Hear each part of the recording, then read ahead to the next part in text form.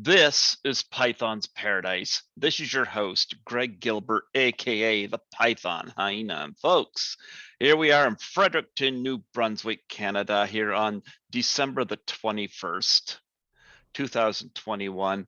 And we got Christmas just days away. And you know what? I like to celebrate Christmas early because I got an absolutely gorgeous, beautiful gift on Zoom tonight. Oh, Folks, she was on my show not too long ago, and we know her from my Bloody Valentine, but she's also been active in other areas as well. Folks, I give you the absolutely stunning and beautiful aw. Helene Udy. How do you do, Helene? How do you do? How you doing? I'm doing great. I'm doing great. My eyes, I'm like, wow, you look great. My gosh, that's so sweet. Thank you. Yeah, I've been following you online. I noticed you doing a lot of your live videos, so Yeah. yep, I've been following those. I want to start Good. off, huh? Pleased. I'm pleased. Thank you for watching. hmm I want to start off by first saying thank you for accepting the Doubtfire Face Challenge, the pie in the face. Oh, did I accept that? Yes. Oh, and do I need a pie? Yeah, you did it. Oh, I did it already. Oh, What? uh-oh. How I'm did you showing my forget age. that? I don't know. How did I forget that? Yeah, you did it. You took a pie in the face for suicide and depression awareness. It must have been a long time ago. That was more maybe about what, a couple of years ago, I think. Yeah, yeah, that's why. Yeah. Yeah. I won't remember anything past yesterday. No, It's no, very I it's a very good thing to a trait to have. I don't hold grudges. no. Well, no, it was a great. I'm actually surprised you forgot that. I'm like, who'd forget that? I remember you had to Oh, I stop. get pies in the face all the time. Huh? I'm like, which time are you talking about? I thought when we talked before, you'd never been pied before. No, I'm teasing you. Of course, I've never been pied in the face. No, I Well, never you have. were you were then. Yeah, yeah. I know you were gesturing to get your friend into the shot there, and he was nervous to get in there. You had to take your glasses off. Oh, that's funny. Yeah. No, it's gotten a lot of hits online. I've been trying to get other people in the industry involved, and Yeah. yeah. So that was a good charity, and but I just had Sandy Johnson from the movie Halloween do it, and Yeah. one of the people she nominated was Felissa Rose from Sleepaway Camp, and I showed the video to Felissa at Frightmare in the Falls, and Felissa was like, I'm in." I'll do it again for you. If doing it again means anything, I'll do it again. I'll do it Would you again. do it Of again? course, I'd do it again. Oh yeah, please. Yeah, I welcome that. All right. Yeah. I'll have to figure that out. We'll schedule that again. Yeah, I would love to. Actually, if you want to schedule another Zoom to do it, fine. You could do All it right. right here on Zoom. I actually interviewed Deborah Lamb. Oh, I But love Deborah. Deborah is awesome. I'm actually involved in the Witches of the Sand. I got my name on that, and she's in Oh, it. nice. Yeah, and she did a Doubtfire Face challenge right at the end of our interview. Oh, yeah, And she she's just she just wanted to do it, but I thought the funniest part was her husband arrived home after. And I guess he knew she was going to do it because he asked her, he goes, "Did you do it yet?" She had she had pie all over her face. oh, she was great. I'd done it a couple of times. In fact, I did it with Lisa Langlois when I was in Toronto because she's a That's good so friend of fun. mine. I Yeah. love Lisa. I actually saw her when I was in Toronto last. I always connect with Lisa when I Did you go to just Toronto. recently see her like after her little she got things stolen out of her car or something? What happened? She had a little tragedy. She, I guess, well, she's in Los Angeles right now visiting her son, and I guess some Christmas stuff of hers got stolen. Yeah. Oh, in LA? Yeah. Oh, that really sucks. Yeah. Hmm. Not mine though. Mine, I sent mine to her place in Toronto. Oh, you mean Actually, she had collected Christmas gifts that other people had given her and it all got stolen? yeah, It's awful. that's how it came across to me. I Oh. love Lisa, and I'll probably hear from her before the end of the year. I usually call her every week, and when she's not busy, she answers me. And but every time I go, like she's responsible for me leaving the province here for the first time. Oh, really? I'm 49 years old. I've lived here in New Brunswick. I'm 4 hours ahead of you. Oh, oh, are you? Yeah, Okay. in Atlantic Canada. Yep. And I've lived here my entire life, and I would get homesick just going to St. John or Moncton, which are our two closest cities. No kidding. Really? And what had happened was when I was doing this podcast, I had Lisa on twice, and on her second time, we got talking about travel because she had just moved back from Toronto after living in Los Angeles for I think 32 years, and she asked what was stopping me from traveling, and then she made a pitch. She invited me to assist her at her table at Horror Rama in Toronto, which you were at that year that yeah. Remember that? I hope Chris Alexander brings you back. I would love to meet you, you know. Yeah, I would love to come back. I would love to come back. I've been to 3 Horror Ramas, and Lisa invited me, and she met me at Union Station, and I took her out to dinner. And it's weird because like after I got my stuff uh, shacked away, she and I went to dinner, and it was me, her, and her son. And just one thing that was going through my mind while we were at dinner: why am I not homesick? Oh, how interesting. How weird is that? I Yeah. did not want to come home because Ah. I don't get it. And I've been to Toronto with the Yeah, exception of you're around good company, that's home is where the heart is, really, isn't it? I I love just get what you Toronto. mean. I get homesick for Montreal out of the blue. I do. Hmm. I have to go home to Montreal. There's something about the place you grew up in that it just reflects who you are in a lot of ways. I get that. And some places make me homesick and other places don't. But yeah. I don't Yeah. know. I've lived Great. here my Have you entire traveled life, since but then? huh? Have you traveled much since then? Only to Toronto. Really? Only to Toronto. I've I'm gone to surprised that Toronto Horrorama. doesn't make you homesick. Oh, I don't. Huh? I'm not a big Toronto fan myself. It's too Oh, big. Too weird. I loved it. Lisa got me well versed on using the subway Oh yeah, that's important. and the streetcars. I would like I said, the first time I went, she met me, and we took the subway. And the second time I went in 2018, she actually picked me up in her car Ah, what a because it's doll. like the opening scene on from North by Northwest when it comes to people back and forth, you know. But I went twice in 2019. The first time I went to the Toronto Comic Con, and I almost didn't go because Lisa was going to be in Los Angeles, Oh and yeah. I almost didn't go. And Lisa said, "No, no, go." She said it gives you it's a different con. You can extend your brand. But I know what she was really doing. What? She She was. wanted to see how I would do in Toronto on my own. And you know what? She taught me well.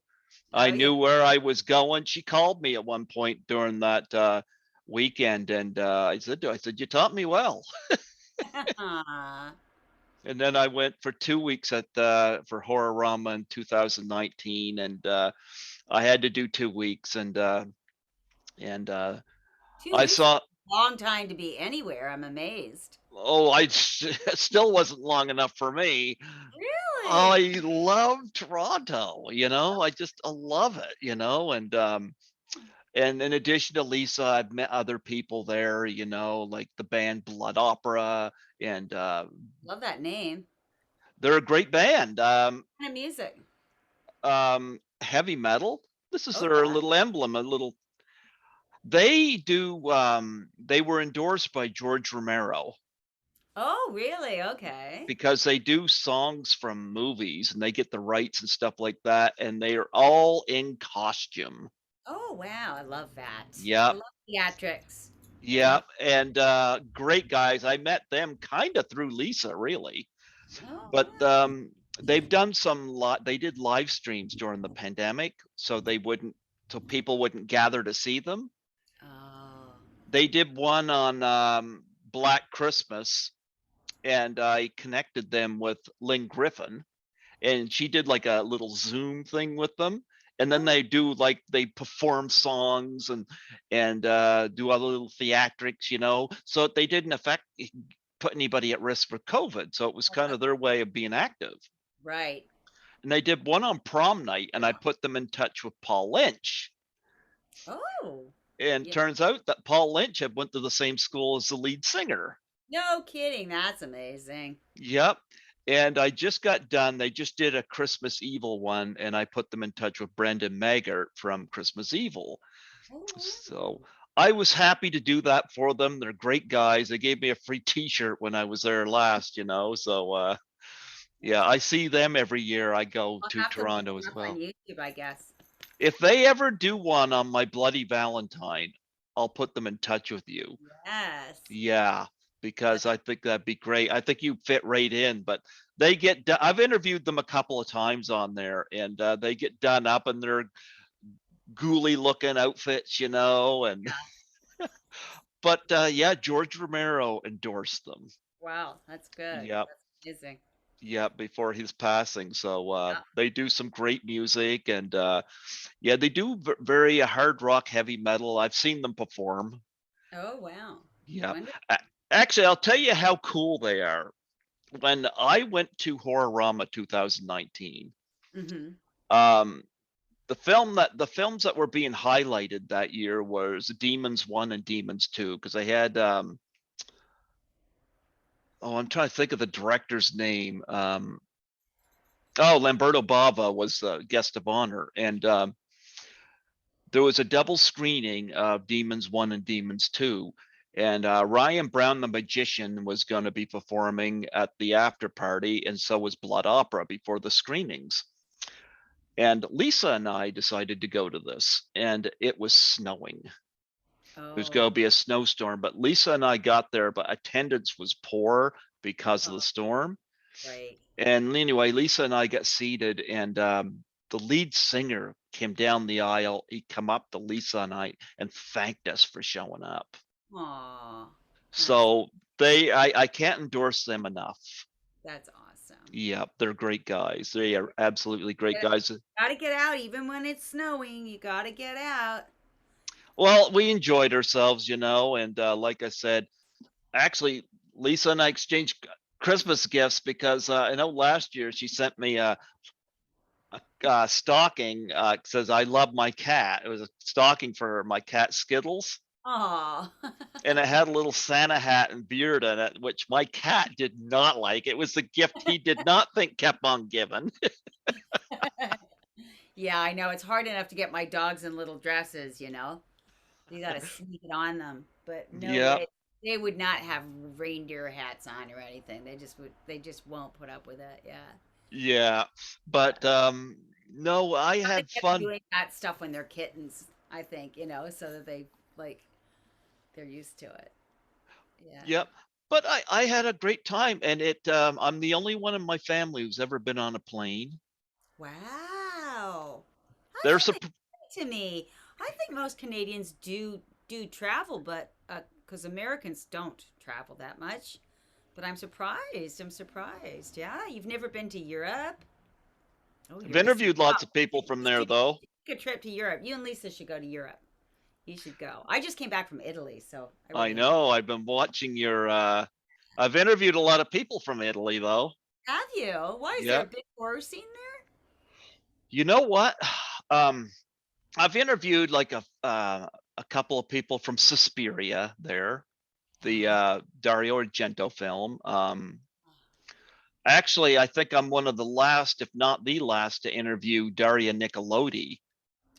Who is that? She was in Deep Red and she was involved with Suspiria. Yeah, I had her on my show in February 2020 and she passed away later that year. And Wow. Amazing. yeah, I was lucky to get her. I had Dick Miller on 5 months before he passed, Wow. and I count my blessings because I don't get paid to do this. I do this because I enjoy it. Yeah. Um, but Lisa's opened up the whole convention scene for me, and to now getting on a plane and going to Toronto is just like the back of my hand. Got a lot of, they have a lot of conventions in Toronto, do they? Well, they didn't have Horrorama last year because when restrictions started to lift, they they just didn't have time to. But Frightmare in the Falls in Niagara Falls was happening. Uh-huh. So Lisa and I made a road trip out of it. She was not one of the guests, but I rented a car Yeah. and she drove because Oh. there was just no way I was going to drive. And I was staying at the Tower Hotel, and she had a friend in somewhere in Niagara Falls there that she was going to visit and spend some time there and spend the night. And so I went to Tower Hotel. It was about 5 minute walk from the convention center, and then Nice. uh, Lisa picked me up the next day when the convention was done, and we went to Niagara Falls, and we just went to dinner. She had one of her friends with her, so I Nice. always have fun with Lisa. I don't even actually even think of her as an actress anymore because we just the first couple of trips there I talked to her about her movies, but now it's kind of like, it's very Yeah. about the same as if I'm visiting somebody around here. It's Nice. pretty cool. She's lovely. I do like Lisa Langlois. She's got a great heart. She's a beautiful soul. Hmm. Yeah. We went to a Halloween party when I was there this past time. There was Oh. Church Street had one right, like they had the police had it blocked off, and there was a big Halloween party. Oh, fun. And Lisa and I and one of her friends went to it, and I just went to the dollar store, grabbed this red hat with red hair, and just threw it on my head. Yeah, That was about the height of it for me, but I had a blast there. that's awesome. Yep. Yeah, well, maybe I'll like Toronto. I'll give it another go. I don't have too many friends in Toronto, so I don't have that many reasons to go, but yeah. I'll try it again. Or I could get invited to a convention and then I'd have a reason to go. I need to talk to Chris I'm having a hard time getting Chris Alexander on the show. I've had his girlfriend, who's an actress, on here. I've had Louis Cerez of Suspect Video, who's one of the people in charge of that, on here twice. Oh, wow. I even ordered one of his movies on Blu-ray and got an email from him thanking me. And he says, anything I can do to help? And I'm like, yeah, get your ass on my show. Getting That's him a nailed down. question. Like it's a good it's free promo. There's great advantage to being on your show. Why not? Why not? Absolutely. Absolutely. And it's Absolutely. fun. And you get to do it out of your house. You don't even have to like go anywhere. You That's just right. you just slam your makeup on 5 minutes before the Zoom call and then search frantically on the Facebook and like find the Zoom and then be relieved that you got the right time because sometimes I don't get the right time. I'm like, oh my God, I hope it was at 5 and not at like 4. But Actually, you're smart to always check in with me the day before or mhm, the day of and go, yeah, okay, I'm seeing you later on today because, you know, I'm yeah. not minded. I can't believe you forgot you did the Doubtfire challenge. I am a little worried about that because I am forgetful. I am Well, forgetful. you know what? I got it up on my I channel and forget. I loved it. But yeah, if you want to do another one, Sure. I would Because love I to forgot the last one. I should do it again. Maybe. nominate three people from the industry.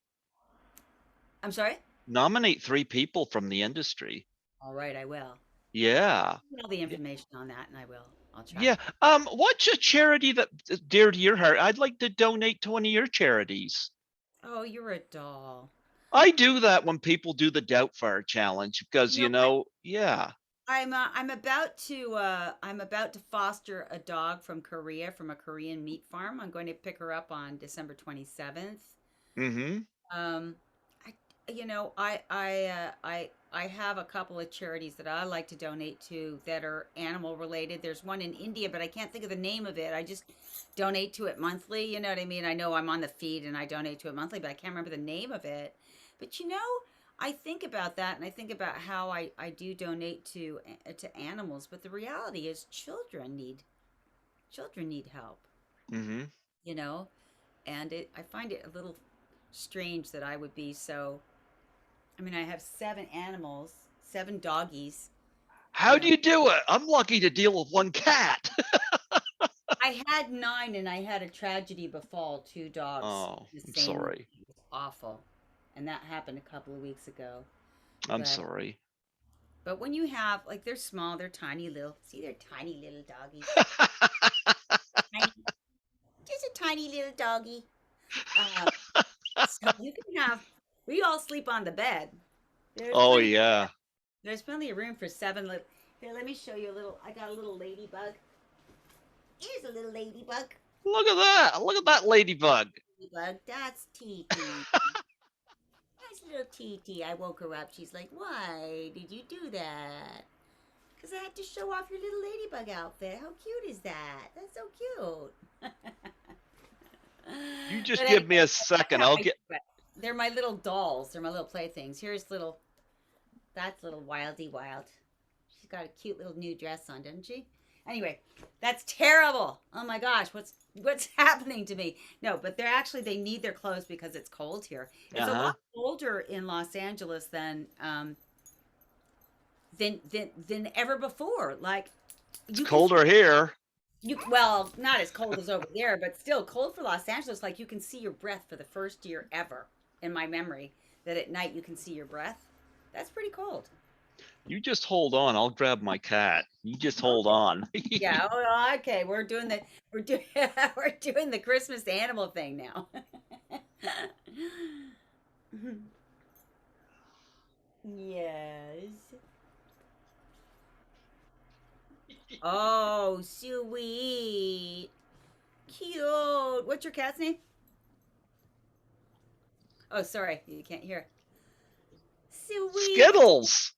Skittles? That's right. You just said that. Yeah. Skittles. How cute. What a sweet. He's saying you're exploiting me for hits. And Yes, my that's response is true. you're staying here for free. Exactly. So you're gonna take it and love it. You go take it and love it. He's my buddy.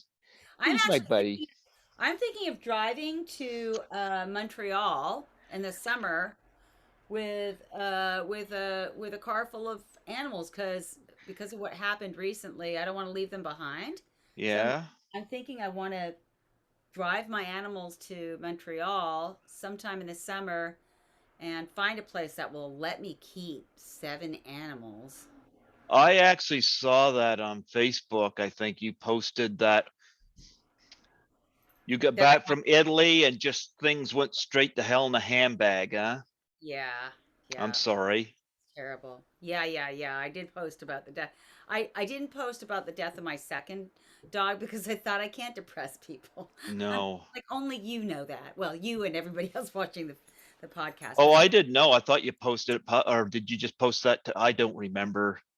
yeah, see, your memory is as good Yeah, as maybe mine. there you go. But no, I posted the death of one of my dogs, and then I lost a second one. My dog was neglected to the point where Did you he, fire somebody? I hope you did. well, yeah, I did. I did. It was a guest in the house, and she was just. I don't know what happened. She anyway. It's a long story. Let's not get. Yeah.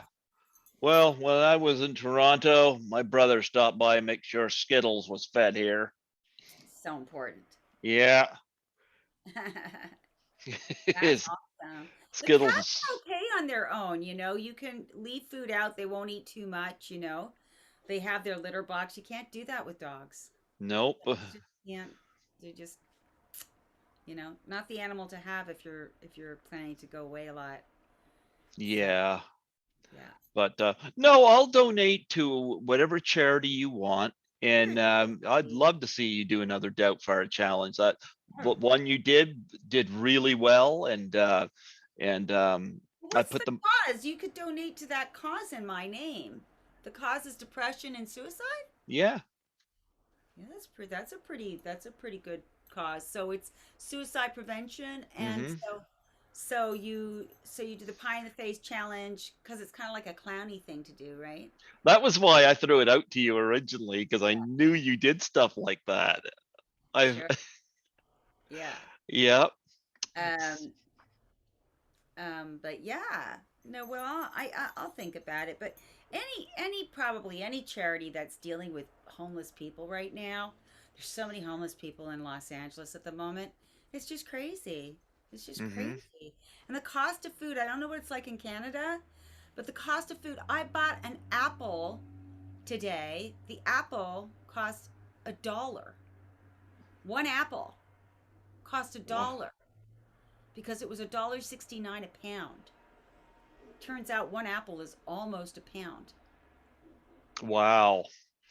Yeah. I get a lot of my groceries at the dollar store here. But there And is a dollar store here left. The dollar store here closed down. oh wow. Yeah. We've got a few here in the city, and I'm amazed at the stuff I could buy there that are useful. Like I'm finding all the time. You can But you buy food at your dollar store? yeah, Oh, I can't get fruits and vegetables, and I can't get milk and stuff like that. you can get fresh stuff. I can get a lot of canned soups and Right. stuff like that, and I can get, there's sardines, and there's what else is there? Canned fruit. Yeah, yeah. Yeah, In our dollar store it was the same, but we also used to be able to get fruits and vegetables. And the dollar store I guess got sold or whatever. They just don't there's just not enough in Los Angeles that costs only $1 to keep a dollar store open anymore because everything is twice the price that it was. It's unbelievable, and I say this because when I was in Italy, everything was, even though of course the Italian, you know, the euro is more valuable than the American dollar and the Canadian dollar, but still, even with that, food in Italy is so inexpensive. You can get a loaf of bread for 50 cents in Italy. oh wow. Yeah, a decent loaf of bread for 50 cents. It's crazy. Oh wow. Yeah, so the cost of living in Europe is way way better. It's no wonder that there's a lot of homeless people. It's like in the United States, because of the pandemic, they gave the population money so that we wouldn't starve, and businesses took that over and thought, well, everybody's got money now, so let's charge double for everything. So everything costs double what it was, and that's inflation, and it's not going to go away. I heard that uh, this is the greatest rise in inflation since the Great Depression. Oh wow. So it's massive. Yeah. I don't know how we got on that conversation. But yes, donate to a homeless shelter. That would Okay. that would be, Okay. And you do another Doubtfire face and I'll challenge. do another Doubtfire thing. Yeah. Yeah. Sure. Yeah, I love that first one you You did. don't have to donate to anything. I'll still do it. Oh, well, you were a good sport in it, I'll tell you that. Yep. Absolutely. Mm-hmm. Why not? Yep. I've had few people do it, so it's always great, and so but anyway, look what I got on hand. Wow. Let me It's a see what that is. That looks like a My Bloody. Oh yeah. Is that that is that the original My Bloody Valentine? Have you yeah. seen the Valentine Bluffs movie that has been I've it's a heard fan of it. favorite? I've heard of it. Are you involved with that? You know what? I was going to be because I personally read the script and thought it was amazing. I thought it was really good. But uh, as a team, we on the My Bloody Valentine team Mm-hmm. decided that it's best not to be in a fan film, um, and so we gave it our blessing. Though we gave it our blessing, it's going to be a great movie. It's going to I be got a the great. steel book too. You got which one? The steel book of it. Let's see. Show it. Yeah. Like it's all like a steel cover. Oh, nice. Yeah. Wow, who's reissuing all these things? Let me see who reissued this. Paramount with this one, and probably Really? Paramount with this one. Yep, Paramount. Wow. Yeah. So I got a couple of these. It's uncut. Wow, that's Mm. fantastic. That's the deal right there. Oh yeah. But you know that they're missing the one scene with Tom Kovacs, his death scene. They're missing the footage. Never resurfaced after the, Ah. and that apparently, I mean, I should be thankful for that because my scene is iconic. My death scene is iconic. But had that scene survived, it would have been the iconic scene. So the story goes. Yeah. Did you knew about that, right? Did you know about that um, I scene? don't think so. No, but More My Bloody Valentine lore. Who knew that you would ever hear anything that you hadn't heard before? well, this was shot. What was it? Cape Breton was the shot. Princess Victoria, BC.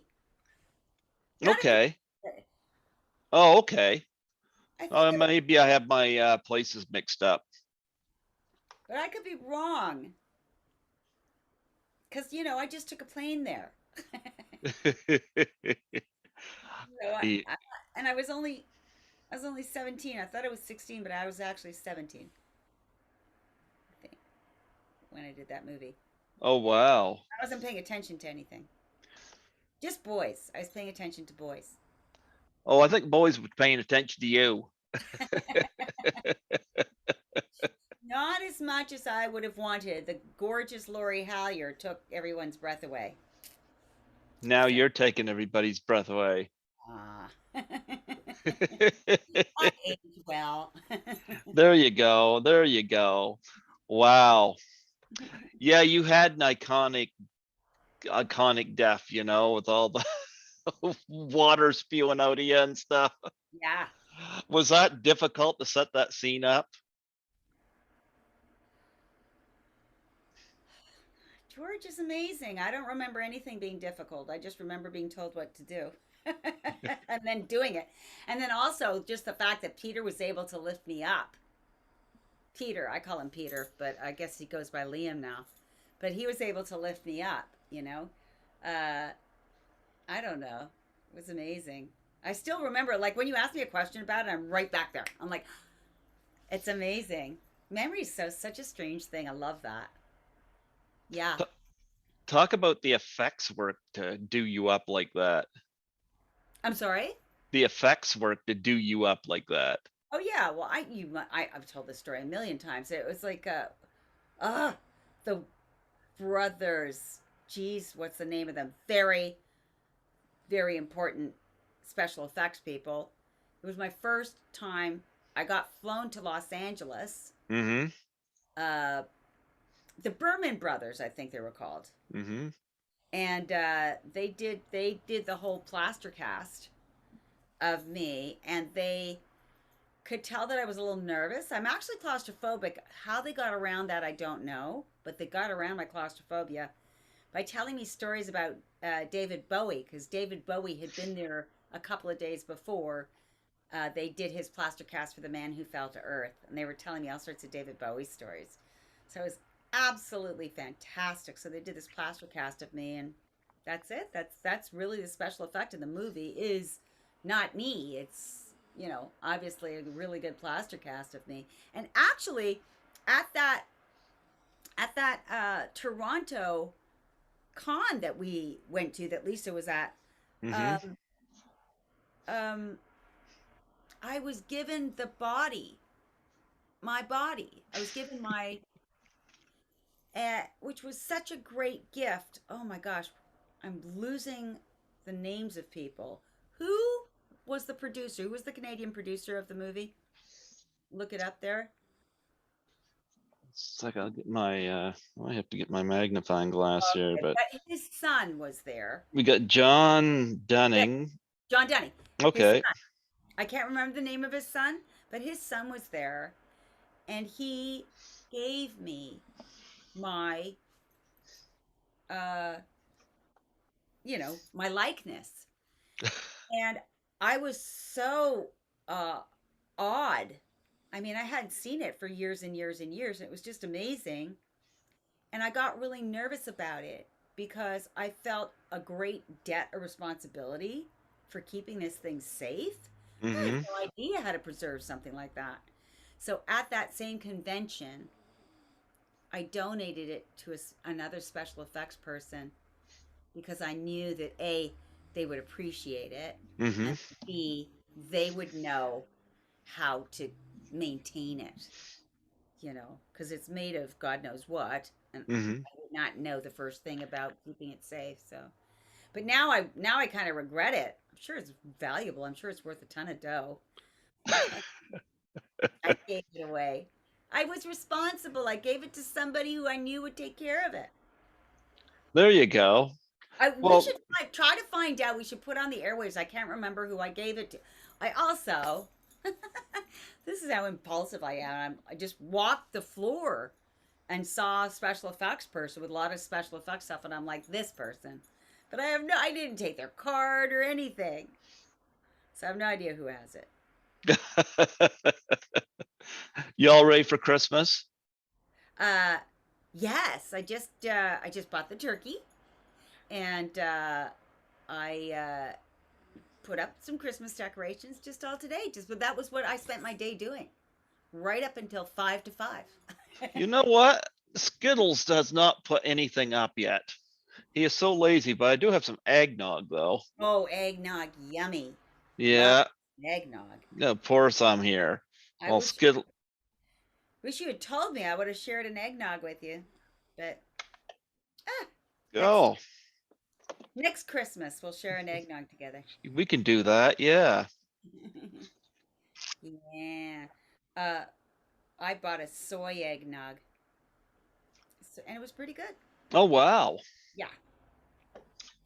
Yeah. No, my mom made the best eggnog. Oh, really? Yeah, her mom's Like it? eggnog. Yep. But you She. spiked Oh, I don't spike it. No, it. Did she spike it? no, Oh, no. But she made great eggnog. I never tasted any better than what my mom did. really? Yeah, Hard to yeah. do because you got to really whip those eggs. You got to make sure that they're really mixed, Mm-hmm. separate, and you know you end up with Yeah. a mouthful of yolk. Do you make eggnog? No, but my mom did, and she didn't mix it very well. She didn't mix it very well, so that's why I remember that. I'm like, yeah, you got to really mix that stuff, or it's not very good. Yeah. But no, my Bloody Valentine celebrates its 40th anniversary this year, Is it? which is pretty strange considering that you're only 39. I know, it's amazing, right? I can't Yeah. explain this time warp. It's as if I leapt through time just to do the movie, or rather, I'm not sure how that works, but anyway, wow. It's Amazing. it's funny because we mentioned the Doubtfire Face Challenge.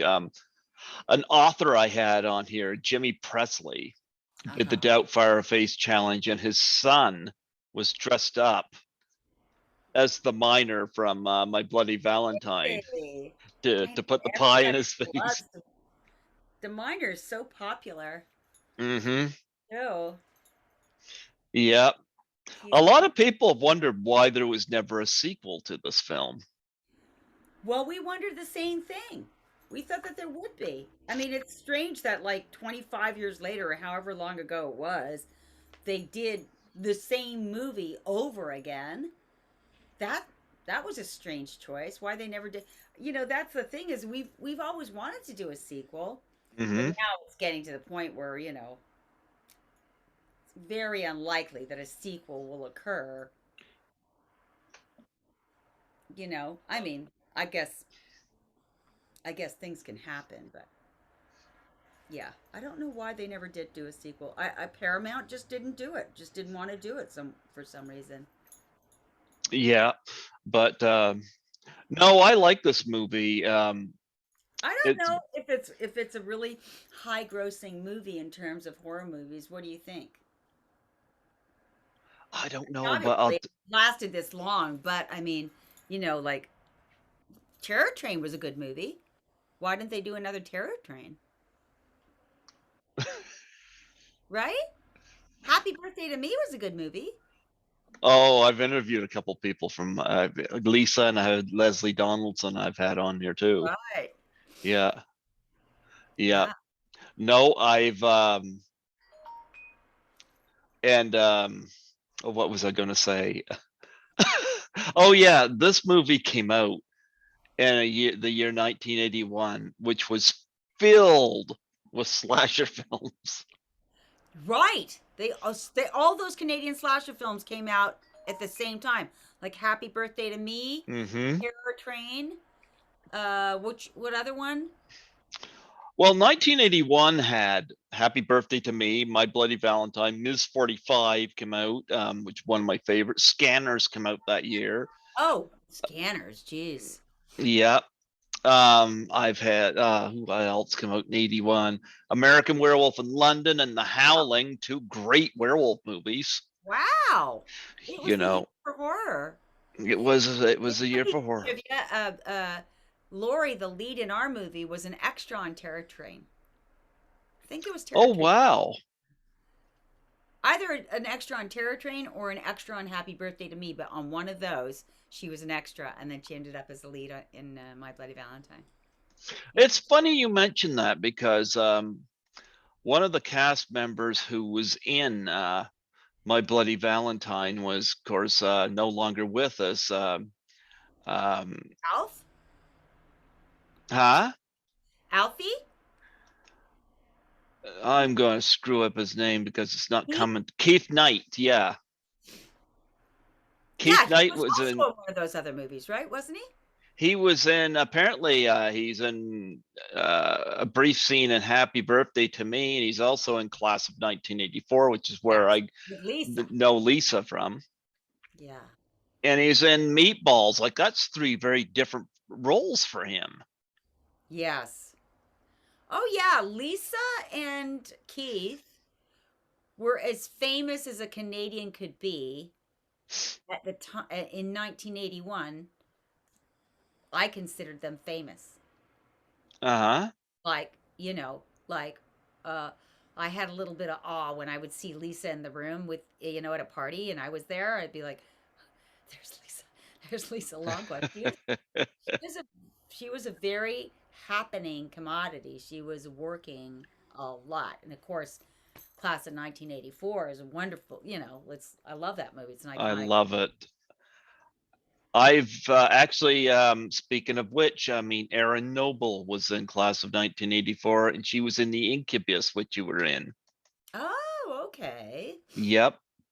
I actually saw Erin when I was in Toronto as well. Okay. Yep. Yeah. Yeah, I dropped in. We met at a Starbucks. Oh, nice. Yep. Yep. So I've kept in touch. Actually, I've met her 2 years that I've been there. Well, who did she play in the Incubus? Like, She it's was a the lead girl. okay. And in Class of 1984, she was Michael J. Fox's friend. Okay. But in Incubus, she's the one that they had strapped down on the table and this and that. Oh, okay. Yeah, she's lovely, and she's another one like yourself. She's aged well. Oh, has she? Yeah, Yeah. yeah. I Oh, yeah. had her sign. I actually got the Incubus here on Blu-ray. I don't have it out here, but I've got it here on Blu-ray, and I got her to sign it when I saw her in Toronto. I And don't think I've seen it since I did it. So that's a long time ago.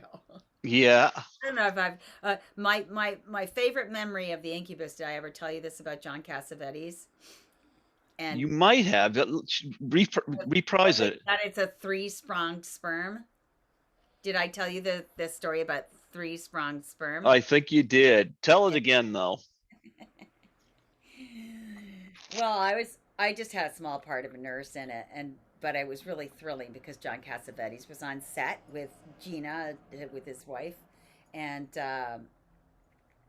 and they walked right by me, probably with Aaron, and he had to say to them, he said, "Well, I don't know how to explain this to you, but it looks as if it was a three-spronged sperm." And he couldn't say it without laughing. One of those really horrible, nervous laughs, like, "Oh my God, I'm gonna laugh." You know what I mean? Like every time he did it, even we must have tried to do it 20 times, and then like they just say rolling, and everybody, the whole room, like it was catchy. The whole room caught the laughter disease. So that I don't think that ever made it into the movie. I don't know if anybody ever described the three-sprong sperm. I don't know, but anyway, that was my that was my John Cassavetes moment, the three-sprong sperm moment. You should have said the line instead. See, you got it down. Yeah, I have it down. I can say it. Three-sprong sperm. It's one of those things you can't forget. It's a line you just can't forget, especially having heard it about 25 times. I love John Cassavetes. That was amazing. That must have been amazing. I mean, he was in Rosemary's Baby. He had directed movies as well, and yeah. When I think about like uh how lucky I've been to be like around greatness like John Cassavetes and Gina Rowland, sharing a lunch table with them, it's fun. It's fun to think of things like that. What was your fondest memory from My Bloody Valentine? I know that's a pretty big question, but Oh, I just loved shooting the scenes where we were all together, hmm in the community hall. yeah.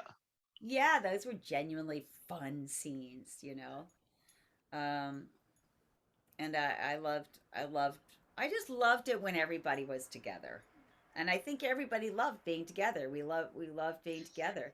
It was just we were all really young. I mean, some of us were older, but we were all very new to film, and hmm it felt magical. It felt magical, and it felt important, and we were dedicated, and just yeah. Were you on set for any of the other death scenes that were when they were being prepared? No, No. I don't remember it. No, I mean because by the nature of the scene, most of those people were alone, Uh-huh. right? Carl Murad gets his face boiled. Um, you know, I guess and I never went in the mine. My character doesn't make it to the mine. Well, No. makes the mine closet, but not the mine. And so ILN didn't make it to the mine because they didn't want you in the mine unless you really had to be there. It was still dangerous. Yep. Still pretty dangerous. So, Talk about the uh, I don't even know if I'd call it a set, but the location where you had your death scene, because that was kind of interesting. You had all those outfits oh, there. that was a real thing. I mean, we didn't set that up. We didn't Oh, we didn't okay. build that. That was a real cloakroom, I guess, for lack of a better word. It was where the miners would take off their cloaks and have a shower and get into their city clothes and go home. It was where they would go when they came up from the mine. Yeah. Yeah. I mean, it was a huge like hall, and Uh-huh. there were just as in the movie, there were like it looked like these hooks. I'm surprised I didn't get skewered with one of those hooks. That would have been easy to do, with the cloaks on them. And they just, I don't know why they would go up and down, but they did. I guess you could roll them up and down, and people would put their coats on there, and then they would pull it up to the ceiling and then go have a shower, and there were locker rooms, and it was just like that. That was, that was a real look into what a mind, the the cloakroom of a mind looks like. It's just amazing. You Yeah. know what? I don't understand why the guy got up and left, listen, and you just remained there. I'm like, Oh, you mean my boyfriend? You mean Robbie? My yeah, boyfriend in the movie? Yeah, yeah, I wanted you was to leave me. Well, because if he hadn't left me, there would have been no. yeah, well, we don't want to see you go. He wanted to go get some more booze. Well, you should have brought enough with him for the first place. Yeah, but Change the script. we were kids. We didn't know, like, we'd be nervous and kissing, and then maybe want some, want something to help us unwind a little. Of course, he was thinking other things. He was thinking of a condom, I think. No, booze.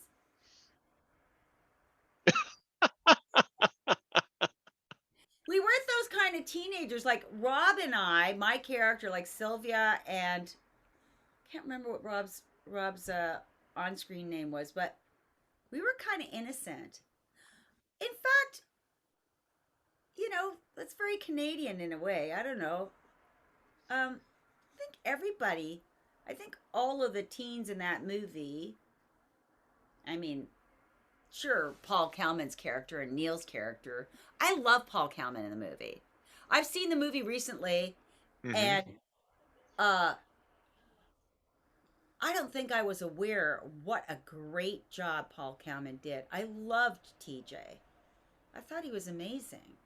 He was deep, and he was sad, and he had a secret, and he Hmm. loved, he loved Laurie's character, and I was just so impressed with him. I don't think it would have been a great movie without his really poignant performance. And then Maybe, of course we had Neil Affleck as Axel. yeah, Neil was good too, but Paul was, I mean, I love Neil, but Uh-huh. Paul, there was something really James Deany about his performance. Something really deep, and I don't know, I liked it. Maybe it's because I'm a girl. I got a crush on Paul Kalman on that movie. I didn't when we were shooting it, though. I mean, Paul was way older. He was probably twice my age. I think Paul's a good 15 years older than me, but Ah. at least 10 years older than me. But I, during the shooting of the movie, Paul was one of the people I knew the least. He had a girlfriend, and he kept to himself quite a bit. I mean, yeah, you know, most of us formed a bonded group, but Paul didn't.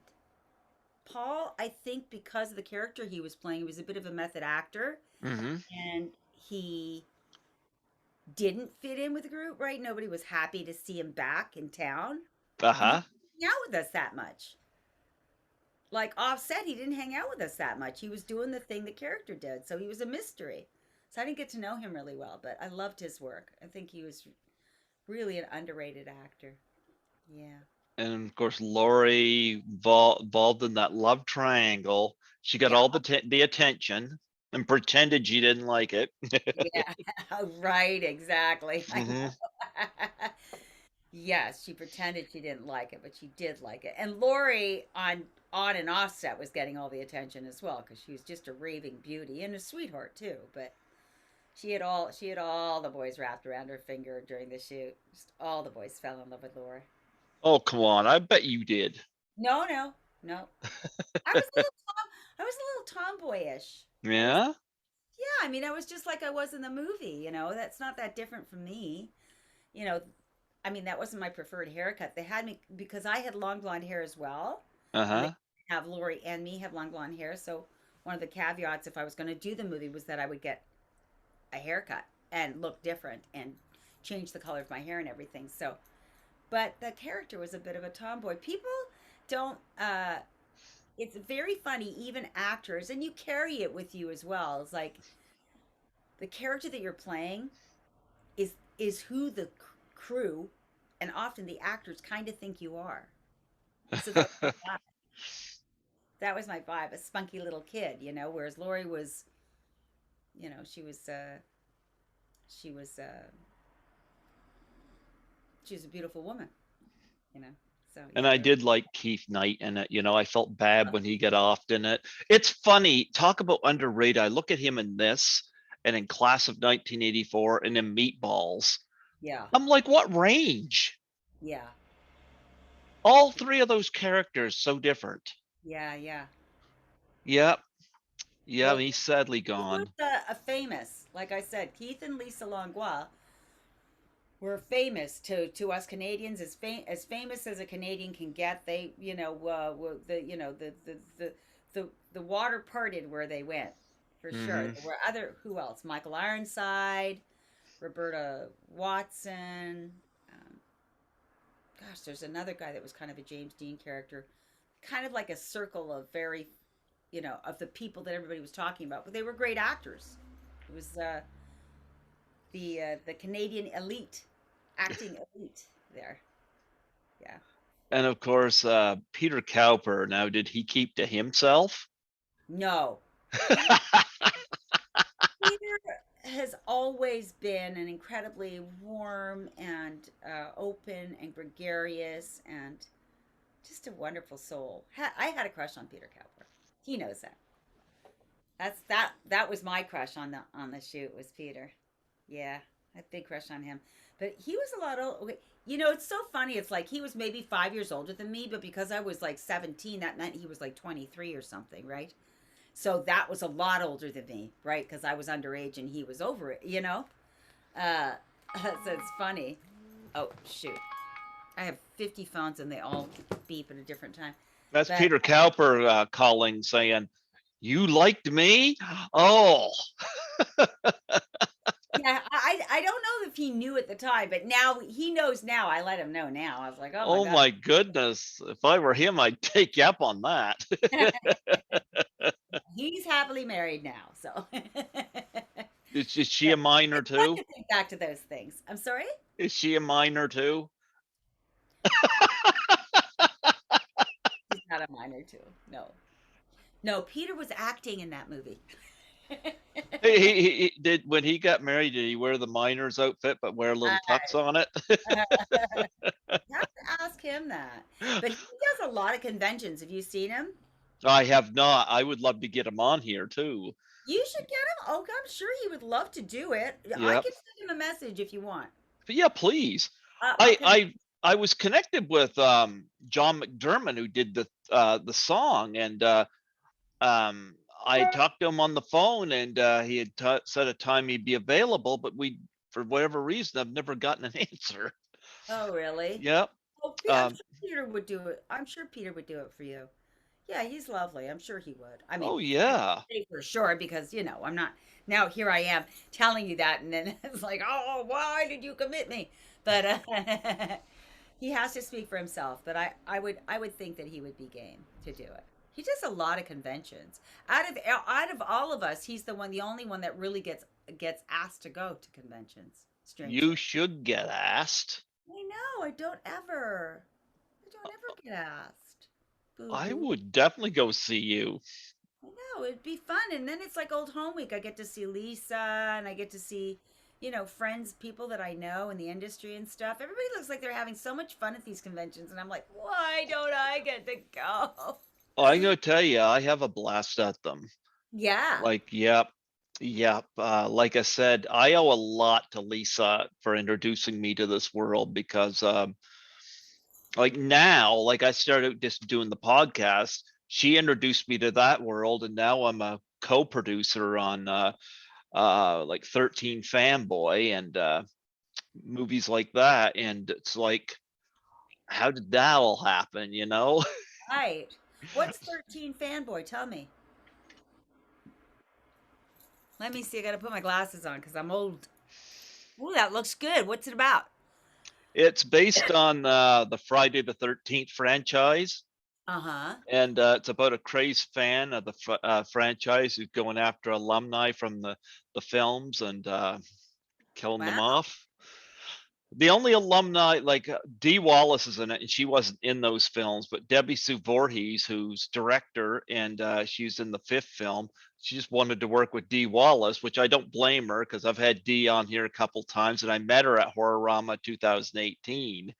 So um, she got a lot of the cast from various Friday the 13th movies in this. Wow. Yep. So Amazing. yeah. So I had a lot of people from this movie in here, and from Tracy Savage, Lar Park Lincoln. I haven't had Corey Feldman on here, but he was in this, and Judy Aronson, who I don't have such a nice connection with right now, but Why? why? Why? Yeah. I'll tell you the story there. I'd interviewed Ted White, who played Jason in Friday the 13th, the final chapter. Uh-huh. And during the interview, he told me that Judy probably loved to do the show, and he gave me the he didn't do this on the air, but he gave me the phone numbers for Judy and for Kane Hodder, Uh-huh. and he told me just to throw his name out there to them. And I thought that was pretty cool, because I've had Ted White on here a couple times, and he spoke highly of them. I didn't call them at first, like I probably still have your number if I called you before, but I got a lot of numbers, but I didn't call them at first because I didn't want to creep anybody out. Right. What had happened was in I think it was January, was it 2019 or yeah, 2019, we lost Dick Miller. Mm-hmm. And it hit me that I had him on my show 5 months prior. Oh yeah. And I didn't even have him on my list of people to reach out to. I just noticed he was doing a lot of the cons, and I was like, would he do my show? Right. And I was like, man, I was so glad I got him when I did. Right. And it kind of thought to myself, if something happened to Kane or to Judy and I had their numbers all this time, I'd be kicking myself. Right. So I called Kane. I left a message on his answering machine, didn't hear back. Judy, I can't read because I called her number and somebody answered claiming I had a wrong number. Oh. Fair enough. I contacted Ted, and Ted said, no, that's her number. I don't get this. And I said, well, maybe she felt uncomfortable, this strange guy calling. And he said, she would never do that. Ah. So it's like I left it for a while. And as I got further involved with 13 Fanboy, I reached out again. I called. This time the person answering claimed to be her cousin Oh. and said she wasn't there, passed the message on. And that just kind of seems strange to me. Right. And then when I had Debbie Sue Voorhees, the director, on, she's been on here 5 times. She told me to lose the numbers. So I don't have those numbers anymore. But it left me with an icky feeling, Right. you know? You feel bad. Well, honestly, you know, yeah, I mean, I like Judy. I know her. So she's a nice person. So you shouldn't feel icky about it. But also, she's gorgeous and she gets a lot of attention and some of it not nice. So Well, she she got some not so nice attention from me recently why? What happened? because like I said, I'm a co-producer on 13 Fanboy. Right. And that's money I don't have to put towards a film again. It's the Right. first time I got involved with a film. Right. Right. And I must have spent a couple of $1,000s on that movie. Right. One of the things I did was I pitched the Doubtfire Face challenge out to the cast. Mhm. I remember Lisa put a pie in my face in Toronto, and I threw it out to people in the Friday the 13th, 13 fanboy, and I rattled off names from the films like Tracy Savage and well, Tom Matthews, but Tom Matthews was not had to leave the project for scheduling purposes, but and I threw out Judy Aarons's name, just names off the top of my head. Mm-hmm. But I threw it out to 13 fanboy because I'm like, you know, I would hope that they would do this because it's for a great cause, and I Right. made a pretty big contribution to it. Yeah. I had a lot of behind the scenes people respond to it. Right. The only named person that responded was Ron Sloan, who was junior in the fifth film. He did it. And Lar Park Lincoln, I know, said she's going to do it, but she just had a spinal surgery, so we're waiting for her to recover. But Right. she's totally game for it. I threw it out to Judy on Cameo, and I put that in brackets. I was 13 fanboy co-producer, Mm-hmm. and she said, and I've still got the Cameo thing too, so she can't deny this. She said that she had no idea she was nominated. She said she was so jealous that Ron Sloan got nominated because she knew Ron Sloan had done it. But she promised after the pandemic that she would do the challenge. Mm-hmm. And because I get it, I wouldn't want anybody to go out in the middle of the pandemic and do this either. Mm-hmm.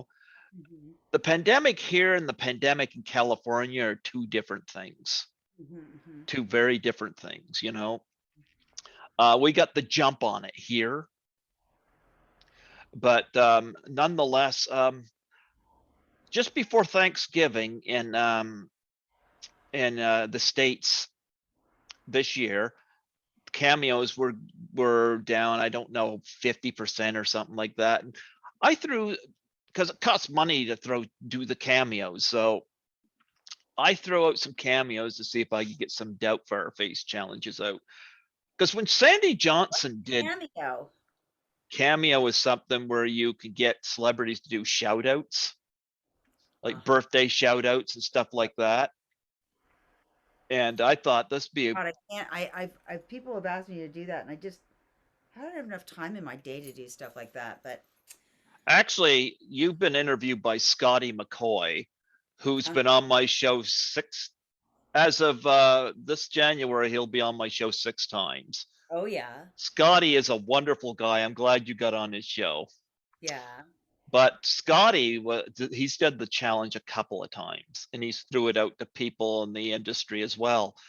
But Scotty was the one that pitched to me to throw it out to people in Cameo. And I'm like, well, if they're getting a little bit of money for it, I can't see why they'd say no. Why? Um, but nonetheless, I threw it out to, well, I remember Sandy Johnson did one from Halloween.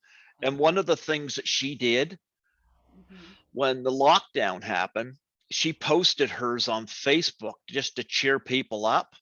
Oh, And nice. the response was so awesome. Right. People were like, I needed to see this. Thank you for posting this and this and that.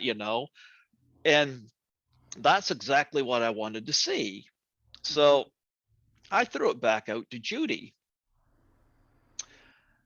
And I got this response that said that she will not be doing this. And she said it doesn't feel right for her, which I don't get.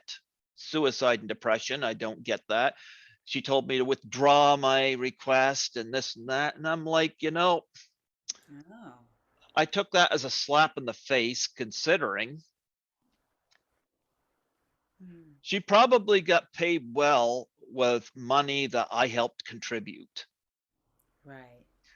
So I talked to Scotty McCoy about this, and I said, well, I loved her in Friday the 13th, the final chapter. Ted White and Vernon Wells both spoke so highly of her, and yet this is what I'm left with. And I'm like, the Hmm. best way for me to deal with her is that I will not ever approach her at a con. I will not buy off her table. I will not allow her the opportunity to have her picture taken with me. Notice how I worded that. I won't Yeah. allow her to have her picture taken Yeah. with me. Yeah. because I contributed quite a That lot of saddens money. me about her. Yeah. That saddens me because I think of her as a lovely person, but I mean, I don't know what she's going through. I don't know what that's about. That doesn't sound very generous, but Nope. I don't know, you know? That hurt because there's a lot of people like she's got influence. Like I could take it what regardless. I've done the Doubtfire challenge twice. Nobody wants to see me do it. They want to see people in the industry. Right, right. Look at the ice bucket challenge. That was Yeah. a big thing because celebrities got involved, and I Yeah. didn't even know what I did ALS. that. Well, my I did dad's the ice got it. bucket challenge, but I didn't do it properly. Apparently, like I didn't do it properly, but I did do it. I meant to do it. I did it. It's just that somehow it's got to be ice water, and I just had ice. Yeah. But anyway, I did do it. But no, I know what you're saying. I know what you're saying. Anyway, let's not dwell on that too much, and I'm sorry. Oh, is it? You don't have nothing to be sorry about. But like I said, when I went to Frightmare in the Falls, I Yeah. went to everybody's table and purchased stuff. I'm pretty generous with my guests. Like even with you, when I said I'll donate to the charity of your cause just for doing it. Yeah. So Judy kind of broke my heart there. Yeah, that sucks. Yep. So if she's ever at a con, I'm sorry, but Yeah. I love Ted White and I love Vernon Wells. They spoke highly of her, and I'll take their word for it, you know. But I hope she got paid well because I must have contributed a couple of $1,000s to that movie.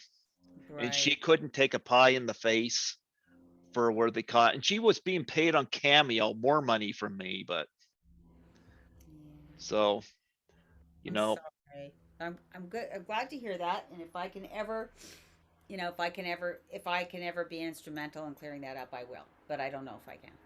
I know I spoke Not to just that off, Scotty. but if I Yep, do, I have this story. See yep. if I can get down to the bottom of it. Well, you know what? Like I said, Ted White gave me those numbers, so it's not like but I got rid of the numbers. I got rid of them, you Yeah, know. yeah. I mean, that's the only thing in this story that makes me a little concerned. Like, I don't know. I don't want people giving out my phone number that I don't know, that there might be something like that, but really it's Ted to be annoyed with, not you, you know. I don't know. Like I know that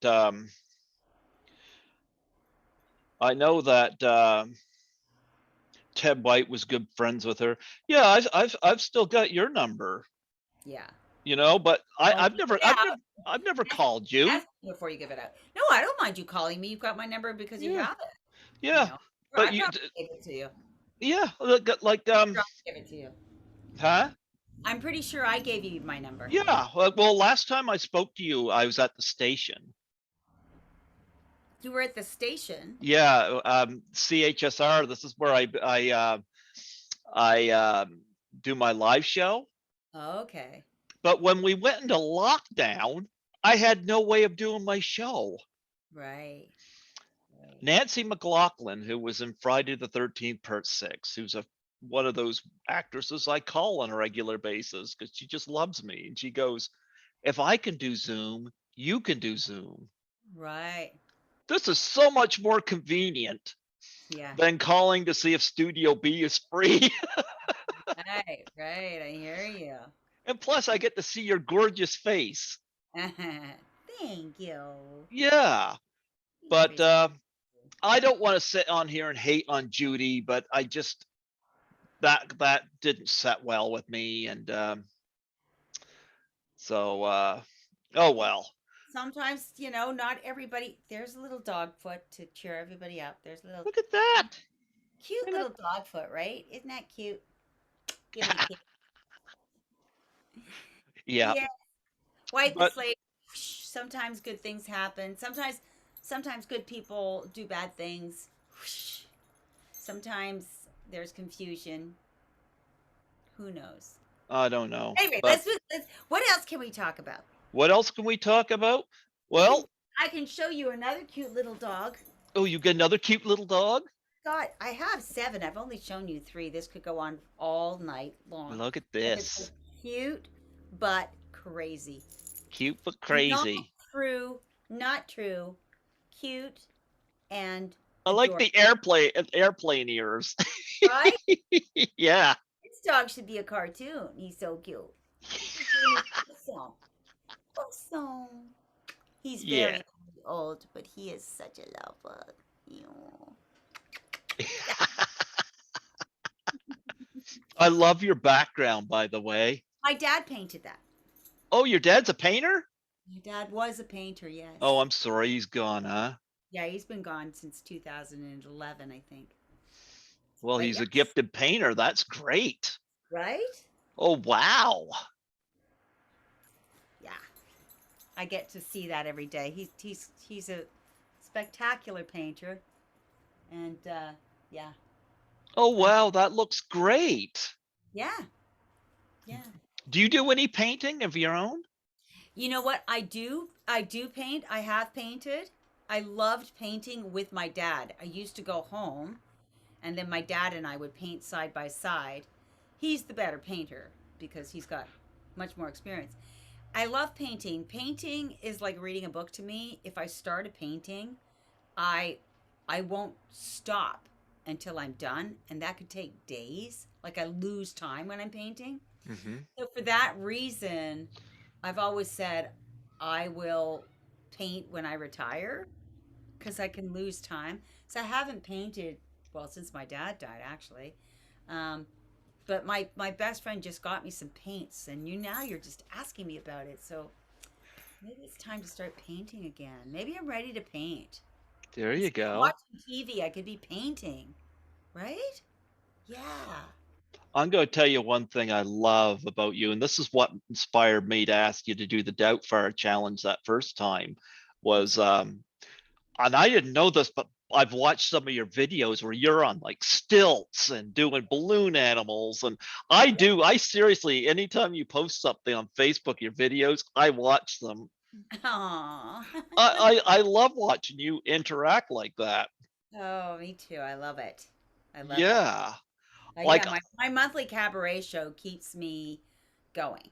I do a monthly cabaret show, as you know, and that is like, if all else fails, if I'm not working that month, if I haven't gotten a job or whatever, I have this beautiful thing that I create, and it's just a beautiful night. And yeah, I just love doing that stuff.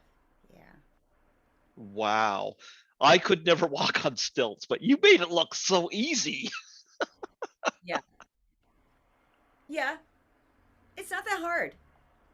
There's a reason that they don't have stilt walking classes because you can learn on your own. You don't need a class to do it. So they don't have any classes. Like when I first started stilt walking, I'm like, I want to learn how to stilt walk. I'm going to take a class. There was none to be had. I should offer a stilt walking class. Wow, yeah, I bet you'd be good at it. Yeah. You know what? My girlfriend actually, who lives with me, we were just before, because I was telling her that I was about to do this show with you. Uh-huh. And she was talking about how she can't scream. She did an audition once for a horror movie and she can't scream. Uh-huh. I was like, oh, there's a trick to it. And so I told her the trick. I'm not going to tell you now, but there's a trick to it. The way I got my Bloody Valentine was George Mahalka wanted to make sure I could scream because not everybody can. But there is a trick to it. And she goes, you should offer Scream Queen classes and teach people how to scream. I'm like, wow. Hmm. Is your Uh, roommate an actress too? Yes, she's an actress. Yeah, everybody in my house. I mean, I have. See, I have one, two, three, four, five, six. I have 6 roommates, And you and got 7 pets. I'm sorry, I have 6 roommates. In the house right now, there's 9 dogs, 5 rats, 4 goldfish, 2 cats, and a lizard. Oh, wow. Yeah, we have a lot of animals. But anyway, they're all performers. Actually, my friend Ronnie Angel, you should interview Ronnie. He's a he's a he's a wrestler. He's a Wow. yeah, he's like he's like a WWF wrestler, I've had some of them do the Doubtfire challenge. Oh, Ronnie would do that. Maybe Ronnie and I'll do it together. There you go. Speaking of cameo, I threw that out to actually Scotty McCoy suggested this. Uh-huh. I love Scotty. I'm Yeah. glad you did his podcast. Scotty Oh, is wonderful. He's genuine. oh, But okay. Scotty suggested I threw it out to Tori Wilson. Don't know who that is. She's a wrestler, and she did it, Oh. and it was so cool. I know James L. Ronnie would do it with me for sure. He would. In Oh fact, we could yeah, do it together. We could like pie each other. That would be fun. yeah. James Ellsworth did it, and Teal Piper, Roddy Piper's daughter, did it. Oh, Yep, okay. yep. Yeah. I'm still in touch Shout with out to Teal. Ronnie. Ronnie's wonderful. He's wonderful. He's So did he? What was his ring name? Ronnie Angel. gosh, what is his ring name? He dresses like a green greaser. Just a sec. I'm going to look him up here, Ronnie Angel, because I don't Yeah, know look him that up. name, but I know he's on Facebook, so I don't know what his character name is, but he's an anti-hero. He's okay. he's Those really are always nice. yeah. He's the nicest anti-hero. I mean, Ronnie himself is the nicest person I've ever met, to be honest. Probably the nicest person I've ever met, maybe. Definitely among the top 10, but yeah. Can you see him? Looking him up here. Oh, it says freelancer, so I guess he's involved in the independents. Yeah. There's nothing wrong with that either, because I love watching independent wrestling more than WWE. Yeah, yeah, yeah, yeah. Yep. I mean, obviously he aspires to be WWE, but he works all the time. He's always off doing this show or that show. He's always making it happen. You know what? I'd more than welcome him on here. Oh, that'd be wonderful. Yeah, Okay. sure. I'll get you guys in touch. He is a sweetheart. I bet you guys would have a lot to talk about. Yeah. Well, I've done Work a together, maybe. I had Roddy Piper's son and daughter on here in tribute to him, and I've kept in touch with his daughter Ariel Teal Piper, Uh-huh. and I've had James Ellsworth on here, and I've had Princess Victoria on here twice. A hint: she does not like Hulk Hogan. Oh, she was a blast. But I've got some of the rubber LGN figures over there in a bag. I had a bunch of them at the Comic Con I was at, and I was like, I'm grabbing these. Yeah. Oh, you But can talk to Ronnie about all this. I mean, he knows all this stuff. He's all sure. he's also a horror movie fan too. Oh, there you Yeah, go. yeah. There you go. Yeah, if you two do the Doubtfire challenge together, That's super fun. I'm you gonna can you tell him. can each do nominate 3 people. So Yeah, that'd be six between us. yeah, because he could get some of the people in the wrestling community in on this. Yeah, But I might nominate. I might nominate people for my Bloody Valentine, like Jim Murchison mm-hmm, and Rob Stein, and maybe even Liam. Nominate Liam to do it. mm-hmm. That's what I would probably do. Or Yeah, Lori. or Lori. I love Lori, but I don't know. Lori is busy right now taking care of her dad in Victoria, Oh, so I'm sorry. ask her. But I don't know if she's in a place right now where that is the thing that she wants to do. But definitely Robbie Mm-hmm. and definitely Liam. I know they'd say yes. I know Jim would say yes. Tom Kovacs would say yes too. I could nominate all of them. There you go. There you go. No. Oh yeah, I'll Make take it fun and pie each other because I think Tom and where is Jim now? I can't remember where Jim's out of now. Anyway, your that first Doubtfire challenge you did, like I said, it was so great. I loved it. And I loved it where you were trying to bring the guy into the frame there that pied you, and the guy was like, no, that's okay. And he bring up. see, it'll be more fun if I get Ronnie to do it, Ronnie Angel to do it. We could maybe do a WWE kind of pie wrestling type of thing. I don't know. We'll figure it out. We'll make it Oh fun. yeah. We'll make it. Yeah. Have you ever wrestled before? No. No, you No. just they did have a wrestler named Doink the Clown.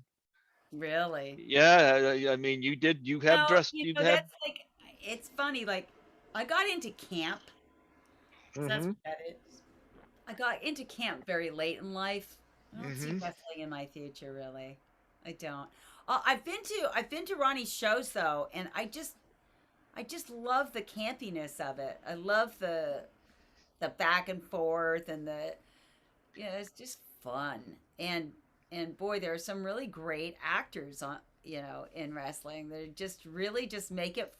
It's a clown show, really. It's One really of the what biggest, a clown funniest show. things I heard was, I thought this is amazing. I don't think there's ever been an event any better than WrestleMania 3 at the Pontiac Silverdome. And apparently, John Carpenter was at that event because that was where he met and casted Roddy Piper for They Live, Oh, which I thought was interesting. So if I ever meet John Carpenter, I'm going to ask him what it was like to see that event right like there. Because right. that to me, that was an event. But Right. yeah, I'll have Ronnie Angel on here. Yeah, absolutely. Yeah. Mm, I'm always looking for the story. yes. Yeah. I had this year, and I don't even have to know the person. Right. I had an Australian filmmaker reach out to me earlier this year. Oh. He posted on my Facebook and he asked me if I interview Aussie filmmakers. Oh. And Well, my response was not, I don't know who you were. My right. response was, yes, I do. And I set up an interview with him. I didn't, his name's David Black. I Uh-huh. had no idea who he was. I Mm-hmm. didn't know any of the things he had done in his Yeah. career. But when I had him on, I remember he said to me, we probably won't get any more than maybe half hour out of this interview.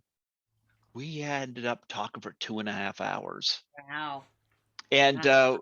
he chuckled about that. And I always, to me, it's not about whether a person's a big star or not. Right. It's about the story. And this Yeah. guy had a lot of strange movie titles to his credit. So Oh, I, that's very interesting. yeah, I was able to ask him some question. Of course, where he's in Australia, I asked about Australia, and the Yes. animals and this and that. Yeah. So I always tell podcasters, it's always great to get some named people, but look beneath the surface. I did this with 13 Fanboy. I Yeah. reached out and asked anybody that's behind the scenes who wants to share their story, come on Oh, my show. I had about 8 people respond. oh wow, that's awesome. It's nice to get hits and likes and views. I love that, Yeah. but you don't want to make it all about that. You want, this is my show, but I want the door to be open Yeah.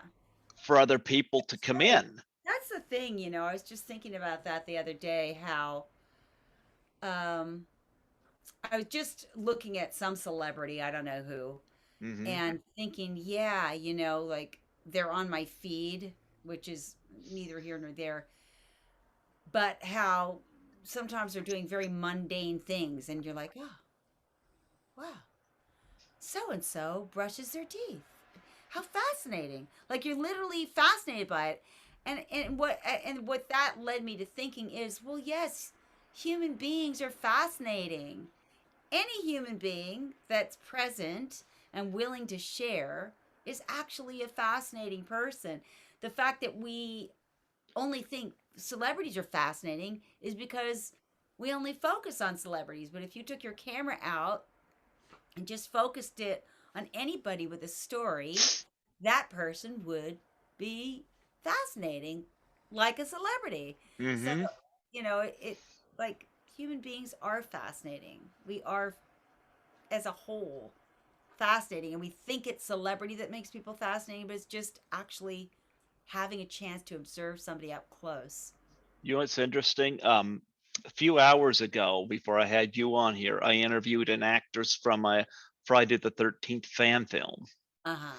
And I didn't know who she was, but I did watch the fan film that she was in.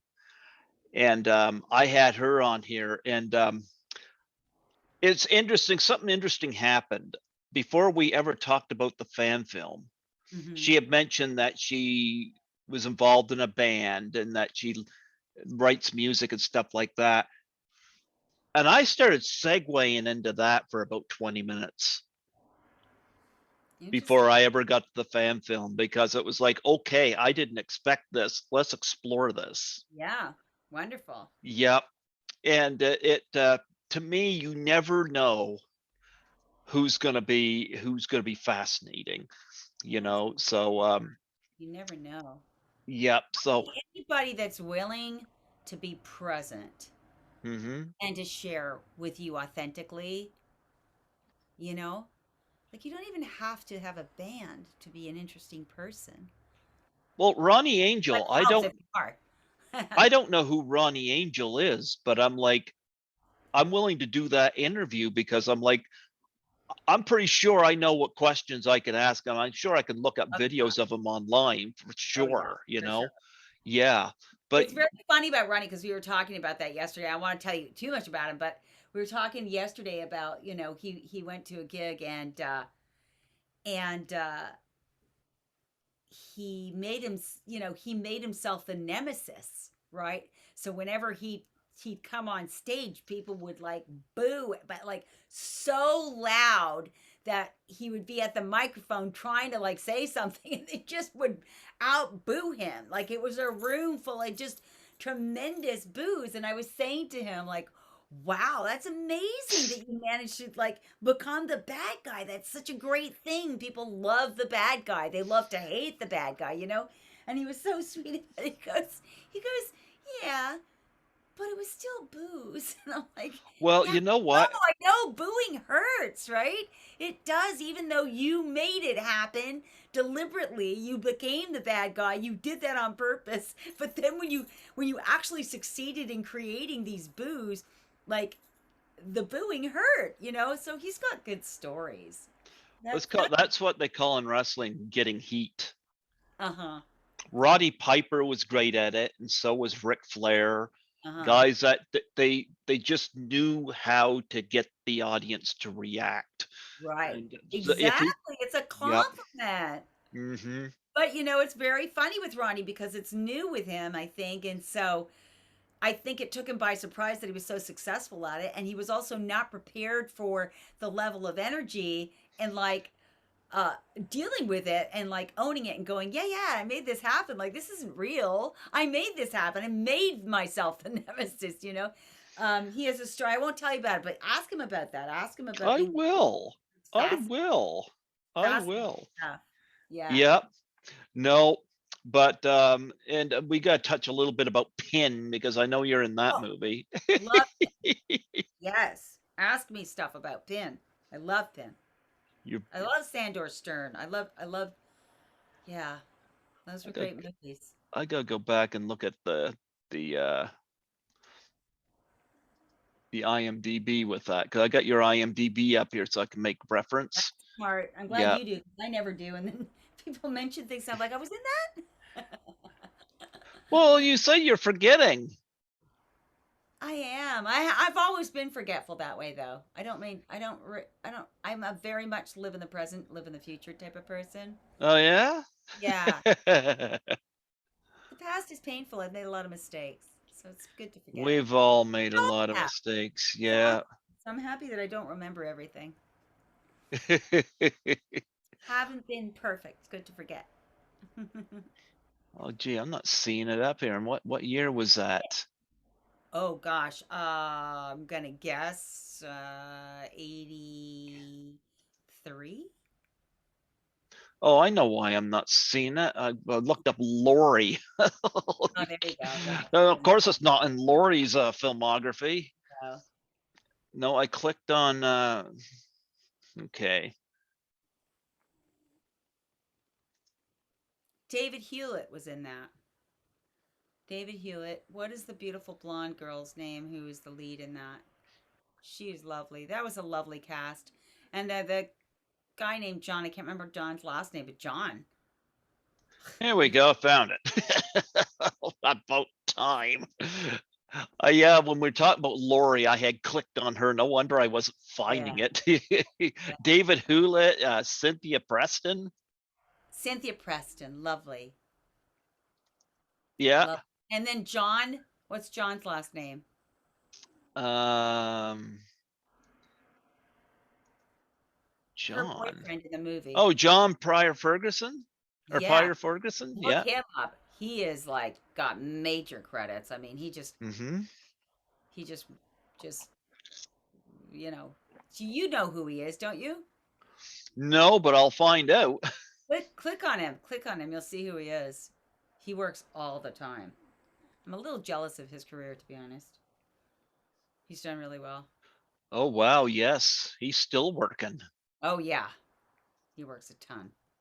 Oh, wow. He works a His ton. And career that's goes. interesting because, he was very green in this movie. Gee, when I He's, see he's an credits like, interesting character, that guy. Very interesting. I would definitely, if you could ever, but you probably can't get in because he's one of those kinds of people that would be a little snobby about who he talks to. He's just like that. oh, come He's like that then. on. He was like that then. Oh, wow. He had done nothing and he was already acting like a movie star, but he is a movie star, so good for him. He manifested. Yeah. Yeah. No, I love the little pin character, in this movie, and Yeah. as I like to call him. Yeah. Amazing. Yep. That was a spooky movie. Anything about Ask me dolls about this. usually I is. remember I remember the audition so clearly. I don't know. It was a magical moment. I remember that audition. Uh, yeah, I just remember that audition. I just remember that. I mean, the character that I played in the movie was the character that I auditioned with, and I just remember looking at them after I'd finished it, and it was kind of like that thing of like, oh, I think I just got this. Like, you know, there was that magical moment where like, I guess I got the movie, and I did. It was interesting. In But Sweet yeah. Murder, I've interviewed Russell Todd. Oh, love Russell Todd. Love Russell Todd. He's a great guy. Yep. What a great guy. No idea, I think about Russell and I think about working with him and I think about him having to like really push being hetero and all that and I think about God, like what is it like to be half of yourself for years publicly, right? Because it was at a time where he was trying to be an actor and it was not accepted. It's still not really acceptable. It's really not still not acceptable. You're going to limit your ability to work if you are gay. If I you're didn't know Russell Todd was gay. I didn't know that. Yeah, he is. Yeah. Oh, Okay. he's out. He's out. I'm not telling you anything that nobody knows. Oh, I didn't know that. I mean, doesn't Okay. make any difference to me. No, no, but I mean that was what I remember about Sweet Murder, thinking back on it and thinking back on just Russell having to uh Russell was always fully himself. He's not that different. He's not like his personality changed, but it's just, I don't know, it just made me think about that. Now I look at If Comes Tomorrow, James Franco. Yeah. That was early for him. I'll tell you what, that was right after Freaks and Geeks. Uh-huh. James, I was very lucky that James had a progressive manager and James himself is very progressive. I'm really sad about what's happened with James Franco. I could not have predicted that. I could not have predicted that. I don't know what the hell happened. In fact, I mean, we're just talking really candidly. I was pretty sure James was gay. You know what? Speaking of freaks and geeks, and I was talking to you about people that passed away. Who? I don't know what happened here, but I had Jessica Campbell on my show 1 year before she passed. I don't know who she is because I She watched. was in the movie. She was in Freaks and Geeks, but she was also in the movie Election with Reese Witherspoon. Oh wow. And she was only 38 when we lost her. Oh Oh my gosh, that's so sad. And she did a Doubtfire challenge, and she did it with her son. Her Aw. son was all too proud to do that. Aw. That's But wonderful. yeah, and I James don't. Franco. Yeah. Yeah, yeah. I'm Uh, looking I at. I really I really he was on If Tomorrow Comes. It was a very low budget movie. Mm-hmm. Everybody was getting paid very little money to do it. Uh, Mm-hmm. I think the script was great. I blame myself for why it wasn't successful. I made a lot of mistakes on that movie. I alienated one of the producers on it. It's very stupid of me. I was young and I was tempestuous, is what I was, and I made some mistakes there. But James, wonderful, devoted actor. He reeked of stardom and he wasn't famous yet, but he was just one of those people you're like, this guy for sure, you know. Um, and his mom was on set with him. He had a great relationship with his mother. Mm-hmm. How could he? How could this have happened to him? It's a tragedy because I think he's a wonderful actor, and I think that people that have alienated themselves from him because of I can't imagine what stupid thing was going on there. I don't even know the details of it, but anyway, sad story. But yeah, James Franco. Yeah. Well, you know what? I'm still a Kevin Spacey fan, and I can't wrap my mind around that. But he was a brilliant actor, you know? Totally. Yeah. So devastating. I'm sure it's true. As in the same way that I'm sure it's true with James. It's just that I didn't predict it. I couldn't predict that. Yeah. I guess you can be actually there was a lot there has been discussion about what do you do, right, with Michael Jackson, like another incredible talent. Um, how do you deal with an incredible talent that's also got a little bit of a devious personal life? Like what, you know, it's a conundrum. Do you erase them? Do you you know, I mean, Roman Polanski managed to escape it, but some people arguably think he shouldn't have had a career. But he's an I'm incredible. able to watch the films, and like I've got Polanski films here. I've got Chinatown, Rosemary's Baby, and stuff like that. I'm not Yeah, getting rid of those films because of him, but because if you're going to do that, you pretty much any movie's going to have somebody with a skeleton in their closet, you know? right. Like I'll still watch Woody Allen movies, you know, some people won't, but I'm not a Woody Allen fan, yeah. but I know what you're saying. I mean, whether I like him or not, he's still Hmm. undeniably, one of the greater talents of our time. Yeah. Speaking of greater talents, I just noticed here going through your credits, three Wicked Witches, and I have interviewed Christine DeBelle and Lisa London. Oh, have you? Yeah. Actually, Lisa and I still, I mean, I love Christine DeBelle, but for some reason, she and I don't keep in the kind of touch. Lisa lives down the street from me, so we are actually supposed to meet for coffee, and then I was working on another Dave Dakota film actually yesterday, which Dave Dakota did Three Wicked Witches. That's where I met Lisa, and yesterday I was supposed to have lunch with Lisa, and I had to cancel because I was working on another Dave Dakota film. Thank God for Dave Dakota. It keeps me working. I've had Lisa London on here twice, including a Zoom this year, and she put me in touch with Leslie Scarborough and well, I go say Becky LeBeau, but Becky LeBeau is never connected to do this yet. Ah, Yeah, but okay. Lisa London's been on here a couple times, flashing her red hair. Yes. Yeah, no, I've had her on here. She's in a Jim Wynorski film coming up, Bigfoot or Bust. Yes. Right. Yeah. Yeah. She's still a hottie. Oh, I She's love her hair. a hottie, that Lisa London. But going up through here, I don't know how many of these projects you're allowed to talk about, but you're in a film called The Last American Horror Show Volume 2. And I have a small role on that and I don't know much about it. well, I just noticed you got Lynn Lowry in this, and that was her first podcast. Oh, I know. Oh, I know know Lynn Lowry. Oh, okay, I know what you're talking about. Yeah, yeah, yeah. There's three short stories actually. Was Lynn in my short story? I I don't don't even. know. We were on set together. She's really sweet. You know who you should interview is Deborah. Oh my gosh, she's a good friend of mine. But she was in Last American Horror. She was in Last Horror Story. Deborah, look, it's Let me bring that up Donna. here. Oh, call her Deborah. Donna Hamlin. You need to interview Donna Hamlin. She's a riot, and she's so nice, and she's got a lot of movie credits. Oh, okay. Yeah, Donna Hamlin. I'll put you in touch with Donna and Ronnie for sure. But anyway, Lynn Larry, very sweet.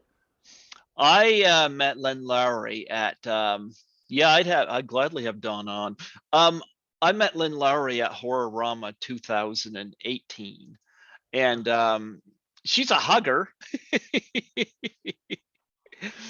I went and saw her both days because I got VIP, and I went back to see her the second day too. Bought lots of merch off her table, but she told me I was her first podcast interview. Wow, that's amazing. Yeah, we finally got one done this year. So uh, I know that I must have purchased. I don't know how many movies I got signed by her because she Really. was doing these special She's things. always doing a movie. Yeah, she's Yeah, not stopped working. yeah, and she looks great. I think she goes I think she ages like you. Oh yeah. Yeah. But yeah, I met her at that event, and I know you had some other ones here I had to bring up too. Krampus Carol. Yes. I have not had Donna Lee Heising on here. I've got to get her on here eventually. Brink Do you want Steven, to, do huh? you need an intro? Sure. Oh, okay. I'll introduce you to her. We got to make a list of things.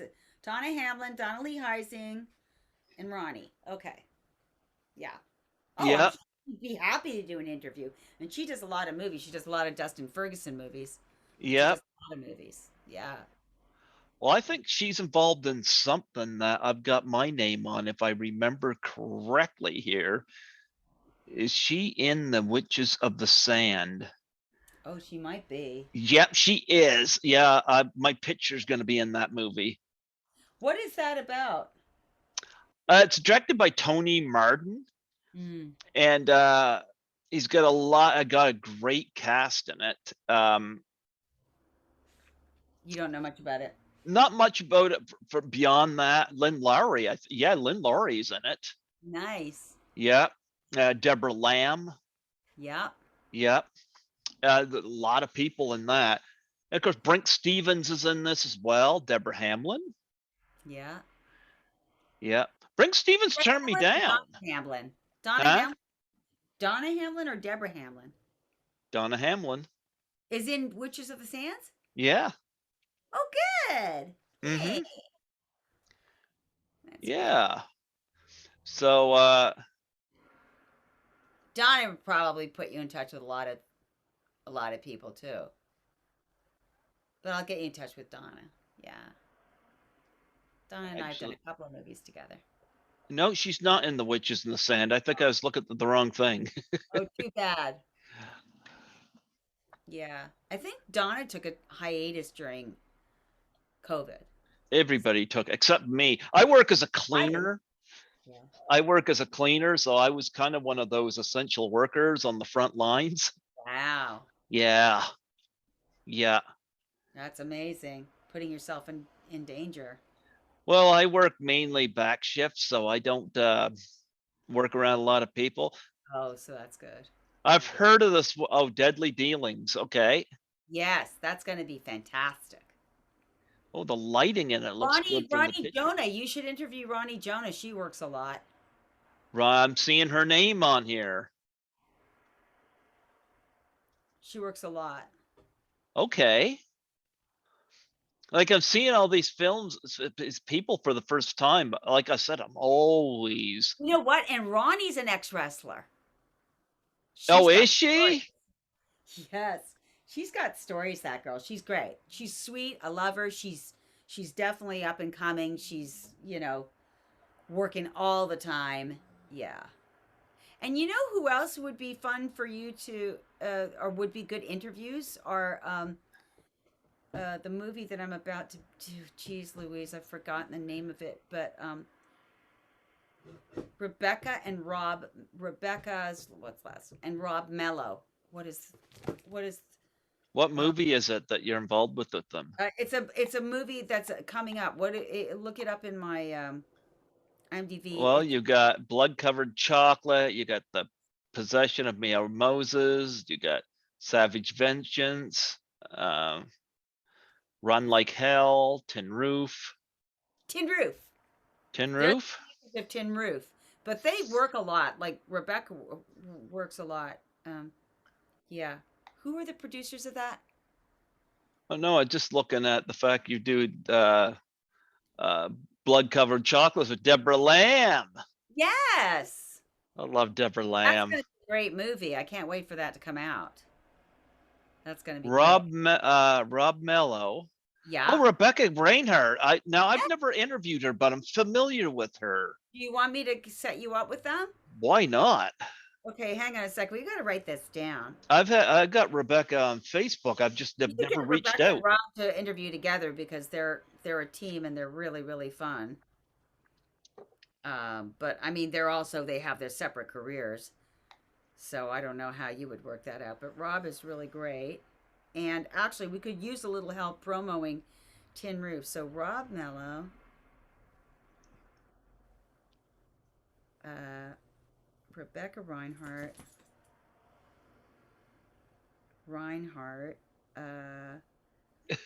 Donna Hamblin, Mm-hmm. uh, Ronnie Angel. Yeah. Who else do we mention? I can't remember. Was Oh, it and Donna Lee Heising. yeah. I'm sure all these people would say yes.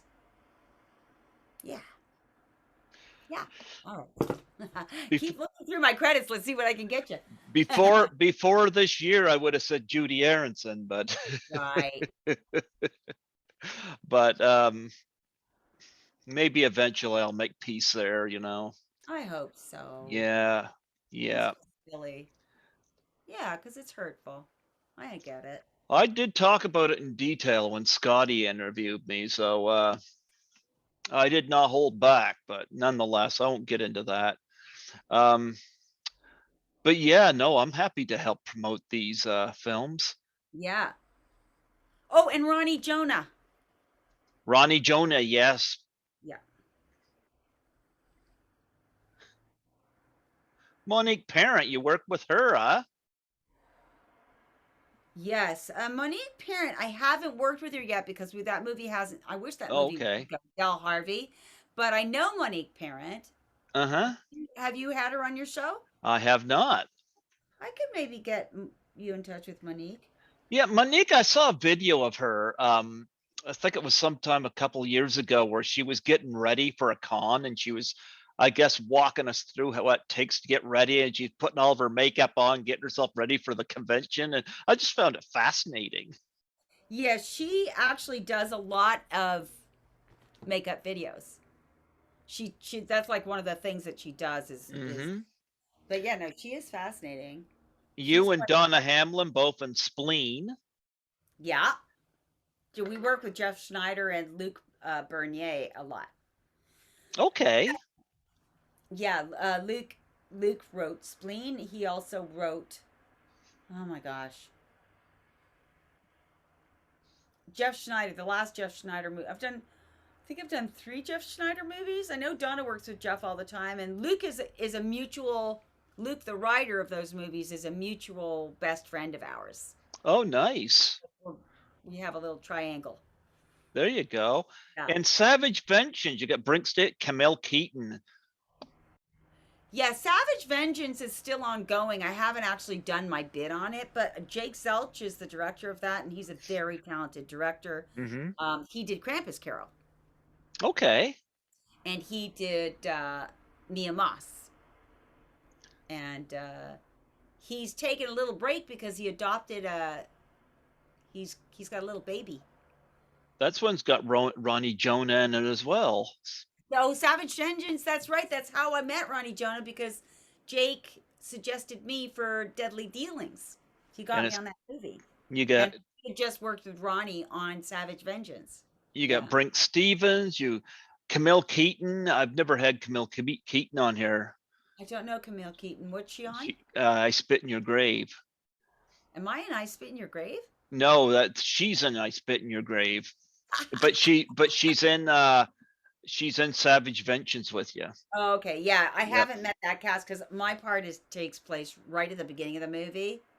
So I have a scene right at the beginning of the movie. They haven't shot it yet, but it's just me and my daughter, and then my daughter grows up to be Ronnie Jonah's character. So Okay. Tamara Glenn is in this as well. yeah, Yeah. Okay. yeah, I love looking through here. Like you're working steady. That's awesome. yes. We haven't talked about The Haunting of the Lady Jane. That's a European movie, so you don't recognize a lot of the actors in it because they're all English. But I went over to that's how I ended up in Italy. I was actually shooting a movie in England called Okay. The Haunting of the Lady Jane. That's going to be spectacular. It's set on the it's Kamal Yildirim is the director, and Natasha Linton is the producer of that. I'm sure that they would be happy to talk to you ever if you are interested. Why But not? they're an award-winning British act production team. This is their first uh, horror movie. It's a ghost story, but has got a lot of horror elements to it, and it's shot on the canals in England. And in fact, when I was shooting on the canals in England, I dropped my phone in the canal Not and supposed to do lost it. that. I know, I lost it. I lost it. But anyway, that's going to be a really great movie. That should be out. And then let's see another great. I just look at I the guess you can possession think of of it as a horror movie, but really it's a psychological mind bender. Oh my gosh, I just that look at I the I just looking at the possession of Mia Moses. You got Brink again, but I've had Elaine Dietz on here a couple times. oh yes, Eileen Dietz. Yeah, I know. I I love her. she's sweet. She's a sweetie. Yeah, yeah. Is she in Possession of Mia Moss? Yeah, Oh, okay. yeah. Again, my scenes were isolated. They were with um, the daughter in the movie, so I didn't meet everybody on the movie. It's interesting, especially because it's indie film, So sometimes you don't. They shoot it in pieces, so you don't meet everybody. You only meet the people that are in your scene. But what was I going to say? Wait. There's a movie I really want to talk to you about. Marco Bazzi is the director of it, and it's in post production now. Of a something mind, of a troubled mind, of a no. Let me see. It's in post. Oh my God, how can I not remember the name of it? I'm not seeing in here. It says mine though. Oh well, I could be wrong. Reflections of a Broken Reflections. Oh, Reflections of a Broken Memory. Memory. Reflections of a Broken Memory. Okay, let's talk about that. That is going to be amazing. I've seen the rough cut of it, and the acting is superb. It is about, I can't tell you everything, but it starts off with a young guy Mm-hmm. uh kneeling in his front garden with a gun to his head. Okay. That's how the movie starts. And it's about what led that guy to be kneeling in the front garden with a gun to his head. And it's kind of like backwards and forwards. It's non in some ways it's non-linear. Like it follows through time backwards and forwards, but it's brilliant. And the actor is brilliant. Like, whoa, what a captivating performance. Anyway, I can't tell you too much about it, but it definitely falls into they consider it a horror movie. I consider it a mind-bending psycho thriller, Hmm. but it's definitely in the horror genre and it's amazing. Anyway, I play his mother, and oh, that's all I'll say. We have a twisted relationship, put it that way. I wanted to ask you about your trip to Italy.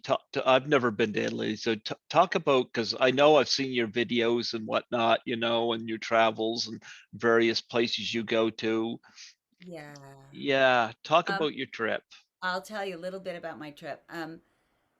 So what I did is I rented a car and I went from Florence all the way down one coast and then under Italy and then up the other coast. So I saw all of Italy. And I'd spend 3 days in one place and then move on, and 3 days in a place and move on. And I drove the whole way. And I was actually looking for real estate. I wanted to possibly buy a property in Italy. Uh, Hmm. and turns out that I fell in love with the southern part of Italy. The southern part of Italy is so warm, and it's just everything. It's sophisticated, but it's got the beach and the water, and it's just got everything. It's got city life, and it's got water, and it's warmer than the rest of Italy, and it was just like so romantic and beautiful. And so if I were to live in Italy, I would live in the southern part of Italy, which strangely, obviously Rome and Florence and Milan, they're all in the north. And for some reason, those are the towns that everybody talks about. So Hmm. I don't know why. Uh, I guess that's where a lot of history took place. But there's a lot of southern history in Italy. There's a lot of amazing. I mean, no matter where you go in Italy, you're going to bump into history because unlike America for sure, and even Canada, like there's nothing like traveling to Europe because it's an older culture. It's a culture that precedes ours, right? We Hmm. came from Europe and settled in America and settled in Canada. So you're seeing like Roman ruins and pre-Roman ruins and looking at churches that were built like in BC, or not churches obviously AD, but so long ago that even Canada, who's got an old culture, I think, can't you just you you can't compete with that. And it puts you in awe of what it is to be human. Like how long we've lived on the earth and how we've populated it and civilized it, and the wars we've been through and the horrors we've been through, the horrors we've put each other through. It's all there. It's just amazing to walk like on a street in Italy and it's a modern street, but then you look below and they've built the city around the ruins. So you look at Roman ruins right on the street. It's fantastic. And the people in Italy are so lovely, warm, and uh, uh, just bon vivant, very, very, very uh, fun-loving people. My only regret about Italy is that it was very hard to find anything to eat at a restaurant besides pizza and spaghetti. Like Well, pasta. hey, I like that. I was like, as a vegan, I just had to give it up while I was there. I had to because there was just very few vegan options for restaurants. I think in the grocery stores, if I'd been able to cook for myself, it would have been a whole different story.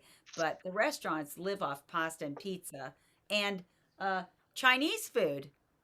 There's a lot of Chinese. There's a lot of Chinese food in Italy, which is kind of fun. Um, yeah, but yeah, I adored it. You say you're vegan. Didn't you say you had a turkey for Christmas dinner? I break it for a couple of things. The reason I'm having turkey, and trust me, today when I was buying that turkey, I felt terrible. Well, then why buy it? Well, because I'm having a potluck for friends Hmm. and I don't want to subject them to, they're not vegan. I'm vegan. I I'm don't. not vegan either, but I'll tell you this. If somebody was vegan and I was hanging out with them, it wouldn't bother me to like I love fruit, for example. Like Right. fruit salad is probably my favorite food ever. Oh, good to know. Actually, the pizza parlor down the street, they have a thing where you could get a medium pizza for 7.99, two toppings. Wow. And although I do eat meat, the two toppings I always get are pineapple and green pepper. Oh, that's interesting. Yep, they're That's my an two favorite toppings. Oh, wow, interesting. So I'm not I hard to really please. struggled. I really struggled with it, and we'll see how I feel about it. I don't feel good about it. There's this video online, gosh, and I thought of that video, and I did get a little teary today, but I said to Hmm. myself, it's too late. The bird is dead. But there's this wonderful video on YouTube. It's uh, a little boy, and it's not staged at all. There's a little boy, and it's in Italy or it's in Europe somewhere. The language I don't know, but you don't need to know the language because you can understand perfectly what he's saying.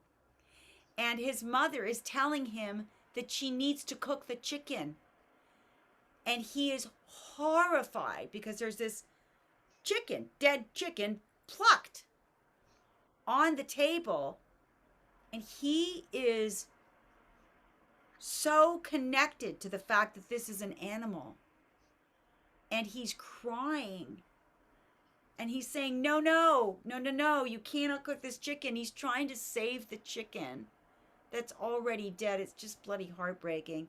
And his mom is trying to explain to him. And at that, when I'm watching this video, I'm like, oh my gosh, he's so connected to the truth of the situation, because it's so easy to ignore that this was an animal and that now it's going to be eaten.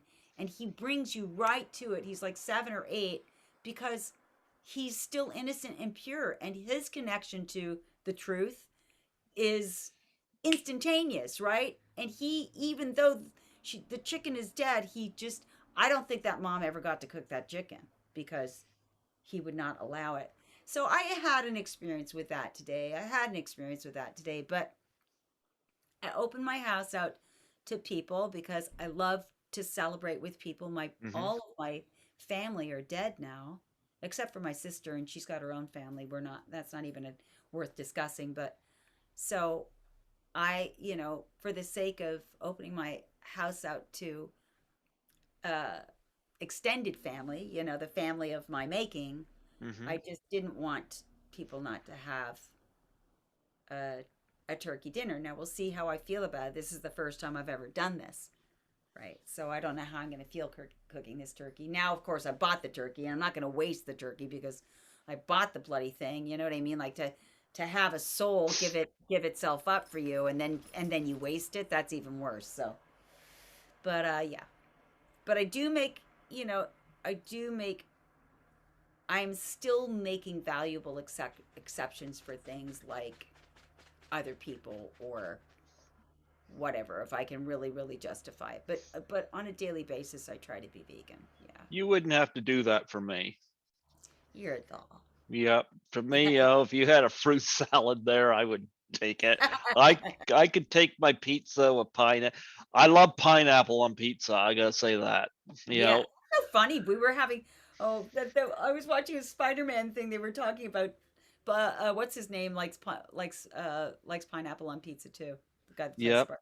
I'm the only one in my family that likes pineapple on pizza. I love pineapple on pizza, green pepper. Now, if I take a third thing, I'll probably take bacon or pepperoni or something. But Right. but the deal down there, you can get a medium with for 7.99 with two toppings, and that's That's usually pretty what I good. yeah, and that's usually what I go with is pineapple and green pepper. I We have like a that. vegan pizza place. Huh? Here in Los Angeles. It's easy. We have a vegan pizza place, but God, 7.99. It One costs like. option I found is Eat This Cafe on Santa Monica Boulevard. Do you want that one? That's funny. I don't know. Someone's listening to us. But that's yummy. I could do a vegan pineapple pizza and green pepper. That's an interesting combination. Well, you know what? I'm not against vegan Oh, food. I can't hear you. Wait, what happened? Oh, Did I have to put my glasses on. Did I turn you off somehow, the sound off? I can hear you. Uh, wait. Select, same as test speaker microphone. Audio settings. Suddenly I can't hear you. It's weird. Wow. Say something? There you go. Can't hear you. No, I can hear you. Oh no. What's happened? I can't hear you. Can you hear me? Yes. Yeah? Oh no. I can hear you. I'm writing you a message. Turn off MacBook Air microphone. To always use. That's so weird. Mute. Leave computer. Same as system. Same as MacBook test speaker microphone. Do you hear a ringtone? No. You hear a ringtone? No. Wow. Ah. Well, Greg, we might have to end the interview because I can't hear a thing you're saying. Can you hear me? Yes. You can. Yep. Unless you want a sign. I don't know what I did. That made off. Wait a minute. Turn the sound on. Already unmuted, but there's nothing playing. There you go. Can you hear me now? Oh, I can, yeah. That's funny. I don't know how that occurred. I don't know. Computers have minds of their own. Oh, Anyway, we were well. talking about little. But no, I'm fine with vegan food. I find there's lots of good food out there in every category. I don't necessarily have to eat meat. I Yeah. mean, I Well, like you're it, but adult. yeah, like I said, You're adult. I got canned fruit in the cupboard. I've got all that stuff. Yogurt. I love yogurt. I love yogurt too, but I There have you- coconut milk yogurt. Delicious. I like cherry yogurt. But no, mine is made with coconut milk. You can put whatever you want in it. I like Oh, there cherry you yogurt too. go. There you go. I like coffee yogurt though. I put little coffee in it, and little sugar. Delicious. Does it wake you up? I don't have that response to coffee. I think because I'm hyperactive, I actually have the opposite response to coffee sometimes. Yeah. Coffee can make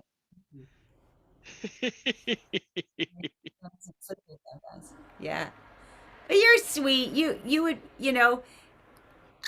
I'm sure if I had asked people, but I, I just felt like if you're having people over for Christmas dinner, you don't want to go, please come over for Christmas dinner. And by the way, there will be no turkey. Well, It's you like that. wouldn't have to go But through all that for me. I'm sorry? You wouldn't have to go through that for me. So there you go. I bet you if I'd asked people, they would have said, you don't have to do that. But it's also, I think, it took me a long time to wean myself off milk because when I was a kid, I used to come home from school and have a glass of milk and a cookie. And there was a lot of emotional connection to that. And I've never had a Christmas without turkey. Because even as a vegan, when I'd go home for Christmas, I wouldn't make my parents not eat turkey. That Mhm. was part of the ritual. So it may be an emotional response for me as well. If this is my first official Christmas without family. So I think that there's an emotional response to that, like that I have to have turkey, you know. Okay. But Okay. if I met the turkey that that I'd felled in order to have this turkey dinner, I'm sure I would have changed my mind. If I'd met the little soul whose body I was taking, I'm sure I would have changed my mind. What's coming up for you in terms of your entertainment acts, because I see the post you do where you're in your clown makeup and you're doing various entertainment venues. What do you have coming up with that? So on, we just finished a show on December 19th, and they're usually Instagram live shows. So Mm-hmm. you check in on Instagram. Instagram isn't perfect. Sometimes it bleeps out, and if there's music that it recognizes, it will take that music out. It's kind of naughty. But our next show is January 30th, and it's called the Lost Dreams Show, Mm-hmm. and it'll be all about dreams. The whole thing will take place in a dream, and all the acts will be in a dream, and it'll be a romantic, beautiful show. Not all the shows are funny, but there's always funny acts in it. Mm-hmm. But I really want to do something sort of wistful and dreamy, and yeah. The mood is Clair de Lune by Debussy. So I don't know if you know that song, but No, but I like it. Sounds great coming from you. yeah, so it's sort of a wistful, like Pierrot kind of a. So anyway, yeah, that'll be January 30th, and our shows always start at 7:15 is the pre-show because we always have live music, and then the show starts at 7:30, and this is Pacific Standard Time. So I don't know what that means for you. It's probably late for you, eh? Well, for me, I'm 4 hours ahead, so I'm good. Yeah. Well, that's like like 10. Oh, it's only 11 o'clock. Yeah, that's not too bad. Yep. Yep. No, I'm good on time, so I don't have to be up early in the morning. So no, No, I'm that's good good. because it's late. It's getting later and later. But yeah, so that's I do the show once a month, and I have a regular cast because a lot of the performers they just keep coming back. So we formed a little troupe. We go out for dinner afterwards, and we Mm-hmm.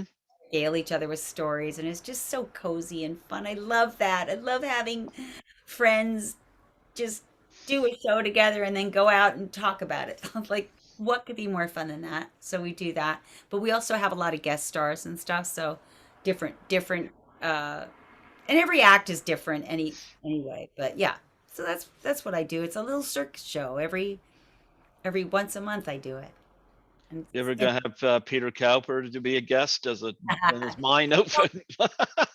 if he lived in my town, like this is set. But Yeah. if he lived in town, I'm sure he'd drop by. Yeah, for sure. Mm-hmm. If he lived in LA. No, I'm the only one that lives in LA from that My Bloody Valentine. What brought you there? The entertainment scene? Yeah, totally. Yeah, yeah. I was in New York. Mm-hmm. I moved to New York when I was 21, and I was so depressed. And I thought it's because I was 21, but it turns Mm-hmm. out just New York was depressing.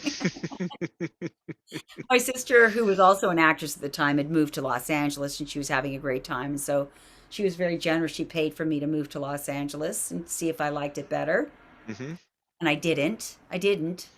But I stayed because the weather was warm and there was a lot of work in LA at the time. I was working all the time. So I stayed, and now I live here. Now it's my other home. Yeah. You ever take the dogs on stage and have them perform with you? Yes, I do. Yeah. Oh wow.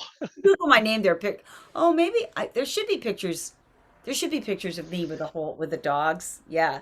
Oh yeah, it's great. You don't have to do anything. You just walk on stage with dogs in costume, and it's like no stopper. People love it. Yeah. I take Yeah. my rat on stage with me too. There's definitely some pictures on Google with me of my little rat. My little white rat Lily was in a clown show with me. What about Yeah. the lizard? No, the lizard belongs. I love the lizard, but he belongs to my roommate Storm. So Storm has not allowed me to take the lizard out. I, No. I wouldn't do that to the lizard. I don't know if he's used to that many people. Yeah, but Have the rats like people. you ever perform with snakes before? I haven't. I don't mind snakes. I I just love snakes. Yeah, I Yeah. just don't like the fact that they eat rats because I have rats. I also have two mice. I have two Mm-hmm. mice. Um, And I wish that snakes didn't eat rats, but they do. That's the carnal joke of it all, right? It's hard to believe in a god when the god creates such nastiness, but we all we're Well, all predators or victims is the God bottom. didn't create the nastiness, man did that. But I mean, God created all the animals and he made them eat each other. He made it that they Mm, must survive by being predators. And no, the animals originally, I don't want to sound preachy, but no, tell. in the Bible in Genesis, all animals ate grass. It was when Adam and Eve sinned. Oh, That's when sin came in. Yep. Because in Revelations, where it talks about when Jesus makes his second return, there'll be a new heaven and a new earth. And there's a verse in there, and I read from my Bible, but I'm not a scholar on it, so I don't know where these verses are. That okay. says there'll the I think they said the wolf and the lamb will lie in the same field. I see. Yes, okay, okay. Yep, I look forward to that time. yep. So I'm Christian, I don't preach to people, but yeah, that was when sin was brought into the world. That was when, Okay, and I know, people, no one's ever explained that to me. That's yep. interesting. See, God gave everybody a choice. Hmm. We're not robots, we're not action figures that you can just put around wherever. Adam and Eve sinned, and that's what brought it all. So it what had happened when he returns next. Again, I apologize if I'm sounding preachy, but Yeah, but no, yep, but interested. yeah. Well, one of the when he returns, everything is going to be brand new, Hmm. brand new. You know, like my folks are both terminally ill. They will not be terminally ill. Our souls are we're going to lose these bodies. Our Right. souls goes That's forward. Yep, yeah. our souls. So there'll be a new heaven and a new earth. I love the description. One of my favorite verses in the Bible, and again, I don't know where it Hmm. is in thy house there are many mansions. Hmm. I love the sound of that. Hmm. In thy house there are many mansions. Hmm. Hmm. Hmm. Because a mansion just What does sounds that so. mean? It means that what it comes off to me as is that, and it adds to it, and I will go and prepare a place for you.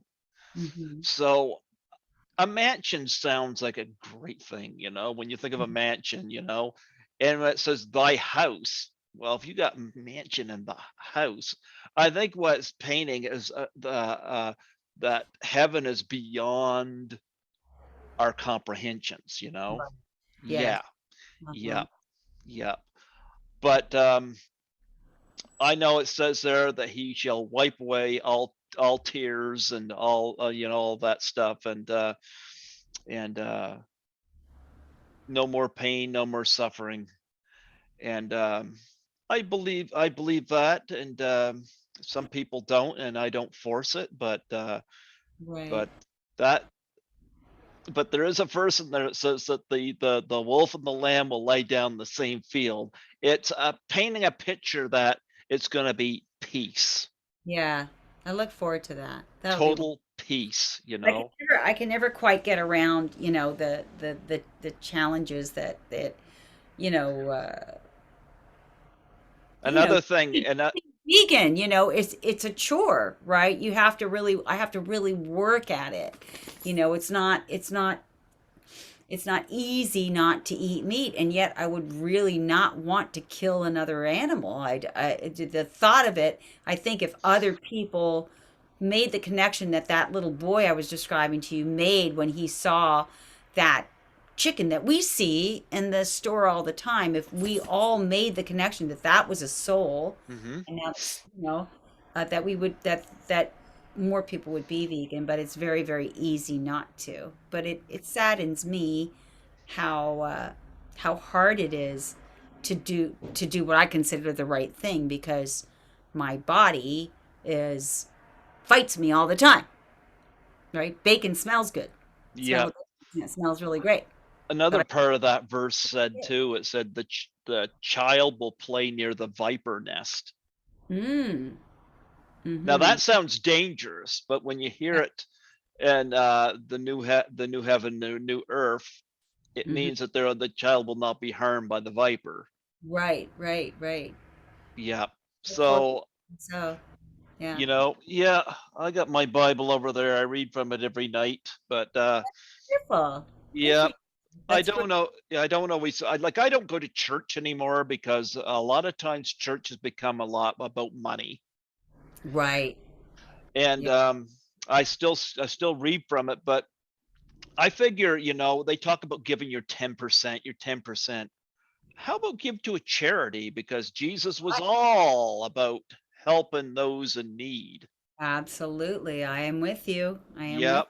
you. Absolutely. That's why when people do the doubt for a challenge, I'll say to them, what's your charity? And I'll make a donation. Yeah. That's Yep. so nice. It's my way of trying to give back as well. Great. Trying to make a difference. Yeah. Yeah. Yeah.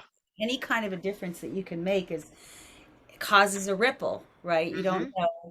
You don't know what, you don't know what kind of a ripple, something you say, something you do, money you give, it Mhm. causes a ripple. It can only be a positive ripple, if it's, it can only be a positive ripple. That's a great thing. I love that. Yeah. So what else you got coming up before we close off? What else you got coming That's up? it. I just got back from Italy, and while I was in Italy, I was a month in Italy, and so I wasn't available to even audition or look for work. So Mhm. I've got a very free, fortunately for me, I just worked with David Dakota, but that'll come up like that. He works really fast and he'll call you and you better be available the next day or you can't. But I don't have anything coming up, but I'm sure something will come up soon. I've got a lot of movies that will be coming out, and that's exciting. Yeah. Yeah. I have some movies I'm very, very proud of. So yeah. Working Yeah. with a lot Yeah, of great people. Reflections of a Broken Memory, The Haunting of Lady Jane, Blood Covered Chocolate.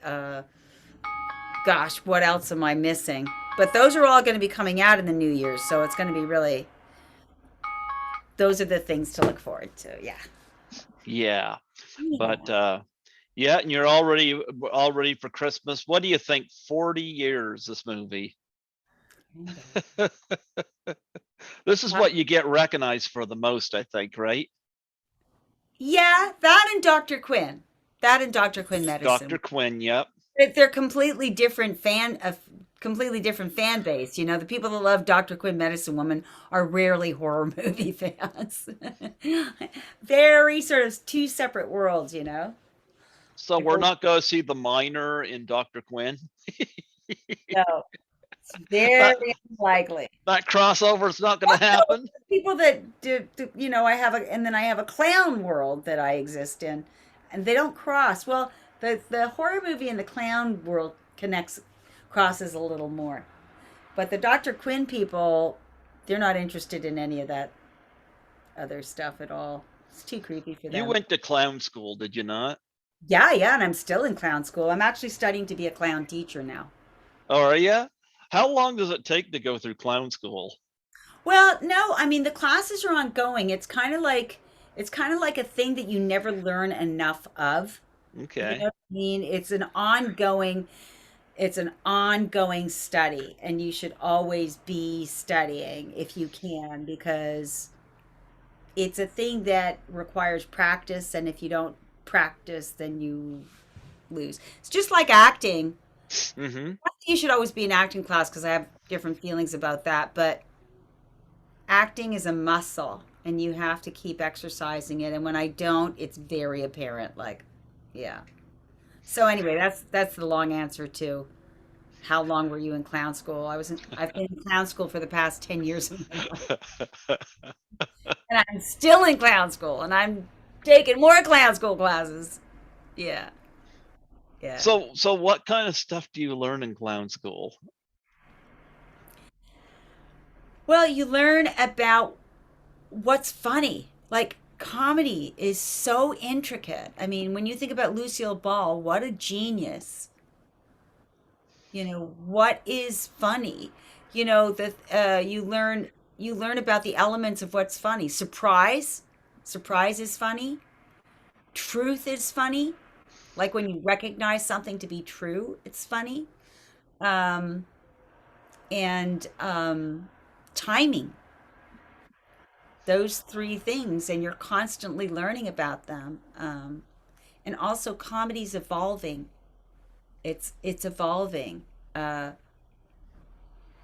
where comedy will take you is evolving. I'm not the kind of person that likes to make fun of people, so it has to be about me or about my character.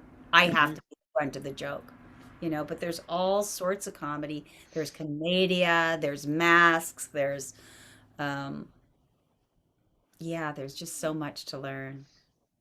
And right now, the clown school, I'm taking a comedy to get my comedy teaching certificate from the clown school, which is headed up by David Burdell, who is the head of the University of Southern California theater department. He's not just a clown aficionado, but he's the head of one of the major universities, and and it's very academic. I have a lot of studying to do. I haven't started yet. I have a whole chapter that's waiting in my email, like, study, you need to study, and I haven't done it yet. My excuse is that it's Christmas. Is there stuff like working with like balloons and throwing pies and stuff like that? Is there different stuff like that you learn in that clowns generally do? See, it's not that easy, because somebody can throw a pie and make it funny, and somebody can throw a pie and it just be somebody throwing a pie. Do you know what I mean? I It's like it when it's funny. Like one of my favorite pie when it's fights was funny, in it's funny, but it's I, not always funny, right? I liked it in the Great Race, when you had Jack Lemmon, you had Natalie Wood and all those people. Tony Curtis was But wandering through and it's none the of them setup, were, right? It's huh? it's the setup that made it funny, right? The setup and the characters and everything, the whole circumstance made it really funny. But there was probably, I don't know what you're talking about, but I bet you anything there was an element of surprise in there, right? Like, Well, one of my favorite bit, like Natalie Wood was dressed to the max in this right, film, right. and you had Jack Lemmon and somebody were having an argument and they were pieing each other, and Tony Curtis runs in there, and one of them throws a pie at him, but he jogs out of the way and Natalie Wood comes in There you go. and she That's goes, "Whoa," and she runs down there and she gets in on this. I interviewed Blake Edwards' daughter this year, who directed The Great Race, talked about she actually had a still shot of Blake Edwards throwing the pie in Natalie Wood's face. So wow. so I love that you're still laughing just talking about it. I grew up with that kind of humor. That's great. I Yeah, love I like that kind of stuff. Yep. it. Yeah. Yeah, I used to. What about Young Frankenstein and all those Oh, I movies? love Young Frank. I think that is Mel Brooks's masterpiece Yeah. because he Blazing used Saddles, Blazing right? Saddles. Yep. What is the name of the actress in Blazing Saddles? I loved her. What was her name? Oh, Madeline Kahn. Ugh, is she still alive? She's gone, unfortunately. Dude, I think she died young. I think she died of cancer. Holy So cow! I think she's funny. hilarious. Hilarious. That's the kind of funny I just admire that kind of funny so much. Yeah. Another one I would recommend is What's Up, Doc? Oh yeah, what's up, Doc? Yeah, with Barbara I look Streisand, forward to Ryan that. O'Neal. Like That watching them. I think that today move I'm gonna do that. that movie's hysterical. What's Up, Doc? Barbra Airplane. Streisand? Who's in that? Huh? Who's in that? Which one? What's up, Doc? Barbara Streisand Yeah, I and remember. Ryan O'Neal. Right. Funny? Yeah. I Yeah, love and Madeline Kahn is yes, it's funny. Absolutely, it's funny. Yeah. That's great. I can't wait to watch it. Yeah, What's Up, Doc? That came out the year I was born. That was one of the What year funniest is movies I that? ever seen. Yeah. What year is it? 1972. No kidding. Yeah, Yep. Airplane, that was hilarious. that's hilarious. Yeah. Again, Um, it's like absurdity, right? It's just what is it that makes things funny? It's just so hard to pin your fingers on it. It's just you just gotta play with it. You know what makes me the funniest thing? uh, What works for me often is a really bad idea, like coming up with the worst idea possible. Like, mhm.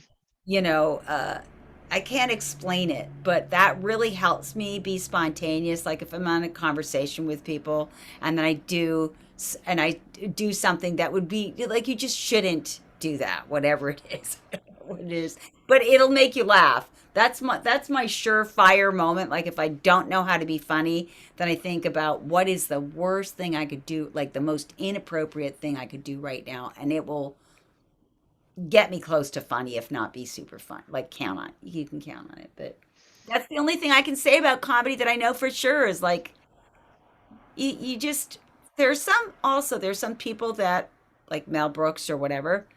They're amazing people. Who is it that's still alive? I just heard an interview with him. Is it Mel Brooks or is it one of that trio of guys? He's in his 90s now. Dick Van Dyke. No, no, no. But Dick Van Dyke, Hmm. absolutely. No, he's the writer, producer. Is it Mel Brooks? I don't know. But he's in his 90s now and he just put out a book about his life. And the interviewer asked him, she said, what is funny? Like define it. How do you do it? And he goes, I haven't been able to do it. I have not been able to do it. He said, maybe in my second book. He's 92.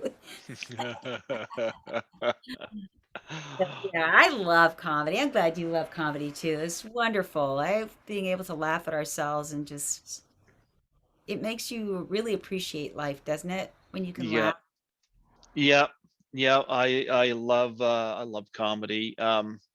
I love all sorts of comedies, something like a movie like Office Space I found quite funny, and it's a different type of humor. Exactly. There's so many different types. Yeah, but that's got so many quotable lines, and something like Caddyshack, for example, another Yeah. different types Oh, of humor. Bill Murray. Hmm. So wonderful. Like one of my favorite actors of all time. Hmm. So I mean, there's a lot of great comedies out there. There is. Yep, yep. I'm glad you've mentioned those. And they're all like mostly all like those are the old ones, right? I mean, those are the ones from the 70s and 80s. I mean, what has come out recently that was super funny? You And know Jim what? is a funny guy. Who? Jim Carrey. Hmm. I'll tell you some stuff I found funny. Um, I thought Ted was funny. Oh yeah, Ted was funny. Yep. Again, like so inappropriate, like the worst idea possible, right? And that's funny. Yeah. Yep. I'm gonna tell you another one I really liked was it was an action comedy called The Other Guys. Oh, no, I don't know about it. Okay. Well, I love Anchorman. Uh-huh. Anchorman, I do. Yeah. Hmm. Well, The Other Guys is from the director of Anchorman, Adam Okay. McKay. Okay. I'm going to tell you what makes this brilliant. It starts out, you got this huge action scene with Dwayne the Rock Johnson and Samuel Jackson. And it's a typical action scene where they're chasing these bad guys and everything is being wrecked around them. And it's what it's doing, it's making fun of careless action scenes in movies. They Right. solve the crime, and the whole point was they're being awarded by the city, but there's some people in the crowd are like, yeah, but what about all the damages you did? That it's a yes, but we blah blah blah blah blah. Right. But the other guys are Will Smith, or not Will Smith, Will Ferrell and Mark Wahlberg, Right. who were in The Office. Mark Wahlberg's in The Office because he accidentally shot Jared Jeter at a game, so he got demoted. And I remember this. I started watching this. I think it's on Netflix. I'm not sure. well, there comes a point in the movie, and this is early in the movie, but boy, oh boy, I remember seeing this in theaters. There comes a point where Dwayne the Rock Johnson and Samuel L. Jackson are chasing these bad guys, and they're up on top of a roof, and the bad guys scale down and they cut the thing free. And they look at each other and they say, aim for the bushes, and they jump off. And they jump off and they're going down, going down. You know what's going through my head and everybody in the audience? What? They're going to be okay. Right. Unfortunately, it goes splat. Next thing you know, there's a funeral. I was like, of course you're gonna die. They're gonna be okay, but the reality is you jump off a building, you're gonna die. See, Yeah, it was making fun of the fact that how many of these action stars, like Bruce Willis and whatnot, do this stuff and they get through, you know. Yeah. They like roll out of it. Yeah. And it's like, this is Dwayne the Rock Johnson and Samuel L. Jackson. Movie. High profile actors, and they're killed off. And of course, then it cuts to, of course, Will Ferrell and Mark Wahlberg, who have to up their game, you know. And right. I actually saw this movie now that you're saying, and I remember it. I really loved it. Very, very funny moment. I remember that was so funny because I didn't know it was going to happen. It was so unexpected, but you laugh because you're like, yeah, that's what really happens when you jump off a building. You die. But yet we're so used to these action stars just landing on their feet, and it's like you're slapping your palm to your head, like, duh.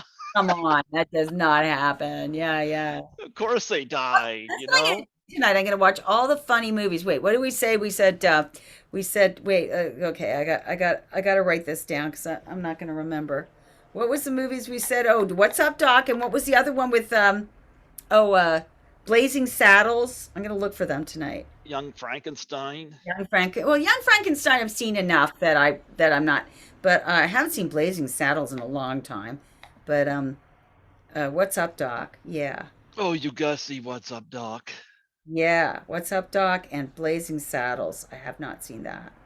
I'm sure I can find it somewhere. And did you ever see? We mentioned Airplane, but did you ever see Top Secret? No, Top Secret. Okay. Top Secret was their follow-up to Airplane. Oh yeah. And it was Val Kilmer's first film. Oh yeah. Okay, I did see it then. Yeah. A long time ago. Yeah. It's got the cow with the boots on it and the cover of it. I kind of remember that. Yeah, that was very hot. Yeah. What else? I was working on a soap opera. In New York, and I got given tickets as a celebrity. Hardly a celebrity. Nobody even remembers that I was on that soap. But in New York, if you were on a soap, you're kind of celebrity because they were lacking celebrities at the time. But anyway, long story short, I went and saw Val Kilmer in Slab Boys with Sean Penn, and I ended up. We all ended up having dinner together, so I remember that, and I remember Top Secret had just come out. So anyway, that's a long story. That was a long way of saying, yes, I remember that movie. Yeah.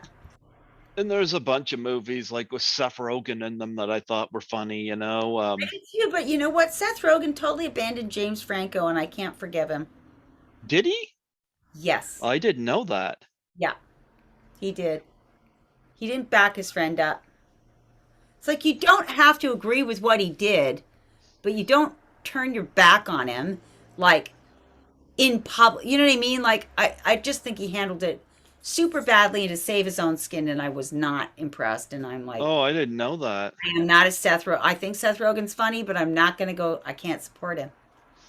I can't support him because I think you can say a lot of things like I did. I'm like, James Franco's got a lot of great qualities. I can't believe he did that. Apparently, he did do it.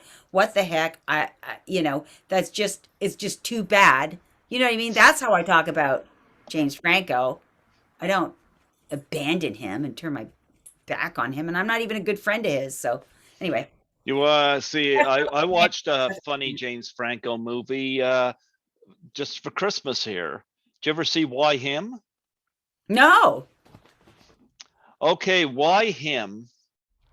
He plays the fiance of this woman who is the daughter of Bryan Cranston. Oh, I kind of remember this sort of vaguely, but I didn't see it. This is pretty funny because he is a guy who's totally honest, but he's got no filter. Right. He's got Asperger's, like he's just, yeah. Yeah. I like that movie. Think what other comedies did I see, you know? Even like teen comedies I like a lot of too, like Fast Times at Ridgemont High and Yes, Fast Times. I didn't see that. I never saw Fast Times. Can you believe that? no, it's one But of my all-time Kelly's favorites. in Fast Times. I love Kelly. Have Kelly you ever? Maroney? Yeah. Have you ever? Oh yeah. Oh yeah. I got an autographed copy of Chopping Mall here I got from her online, and she even took a picture of herself holding it up. I love Kelly Maroney. Yeah, she's really a doll. She is a real gem of a person. Her husband Yeah. sends me private happy birthday messages every year, which I think is so cool. Really? That's Yep, nice. yep, Yeah, he does that for me too. That's really nice. yeah. I'm touched that he does it, you know. Yeah, that's Uh, very kind of him. yep. But I got some pictures I bought from ordered from Kelly's site online that she signed, and so I got that. But another film I saw Very, this. very. She's very. She spends a lot of time at those conventions, and she's very, very kind to her fans. Like I I'd see. love to meet Kelly. Have you not met her? Because she's always doing conventions. I have not met her yet. I would love to. Oh yeah, I'm sure that you will. I'm sure that you will. Yep. Yeah, I love Kelly. Yeah, I got a cameo from her not too long ago. So What? Oh, what? And what did you? What did the cameo say? She just said hi to you. actually, it was from somebody else. Oh, oh, how nice. That's wonderful. Yeah, yeah. But yeah, I love Kelly. And another film I would recommend, and I saw this film 9 times in the theater Mm-hmm. because I loved it. The soundtrack in particular took me back. Was Everybody Wants Some. Oh, never heard of that. Have you seen Dazed and Confused? Yes. This is a spiritual follow-up to it. Oh, It's not with the same characters, but where Dazed and Confused was set in 1976. yeah. This one's set in 1980, and it's that last 4 days before college goes in. Oh, interesting. I love the characters in this. Oh, that's great. Yeah, yeah. I went to it 9 times in the theater, Wow. and I never usually see a movie that many times in the theater. Right. But the following day, I wouldn't stop thinking about it. Wow. So you had to go see it again. I got the soundtrack album and everything. I mean, it begins with My Sharona when the guy's driving up Song. towards college, and ends with Good Times Roll by the Cars, you know? Nice. Yeah, I love Everybody Wants Some. I can't recommend that highly enough, you Oh, know? good. Okay. I Yeah, got some Christmas I got some holiday comedy watching to do. yep, I'm yep. digging I'm it. digging it. Yep, there's a lot of good stuff like that. I just watched a very Harold and Kumar Christmas. That's a Oh yeah, that's right. Yeah. I Oh, love the Harold and Kumar movie, so I yeah, watched the Christmas one. I like Harold and Kumar. Yep, I, yep.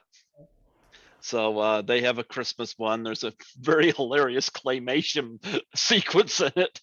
Oh, really? Yeah. They get a little too stoned in it and they think they're claymations. Oh, that's wonderful. Harold and Kumar. I'll write them down too. I just gotta Yeah. look them up. Whatever. Any Harold and Kumar is a good Harold and Kumar. Well, they've done 3 movies and I enjoyed them all. Yeah. Yeah. Hmm. Have you seen Office Space, right? I have. Oh wait, is that with Orson Bean? No. Oh, That's with that you're thinking, I think you're thinking of being John Malkovich. yes, I am. Oh, check out Office Space. All right, I will. Office Space. It's about the fact that office work is not as fun as as people make it out to be. Right. That Oh, Office Space has got a lot of great lines in it. Another one I recommend is The Big Lebowski. I love The Big Lebowski. That I've seen. I've I seen that. showed that to Lisa when I was in Toronto. Lisa had Oh, never seen it. oh my. Her son loved the movie a lot. Yeah. So I was like, I said, Lisa, we gotta watch that. Yeah. So so Jeff, Jeff, what's his name? Jeff. Jeff Love. Bridges. Well, I love them both in it. It's great. It's a great movie.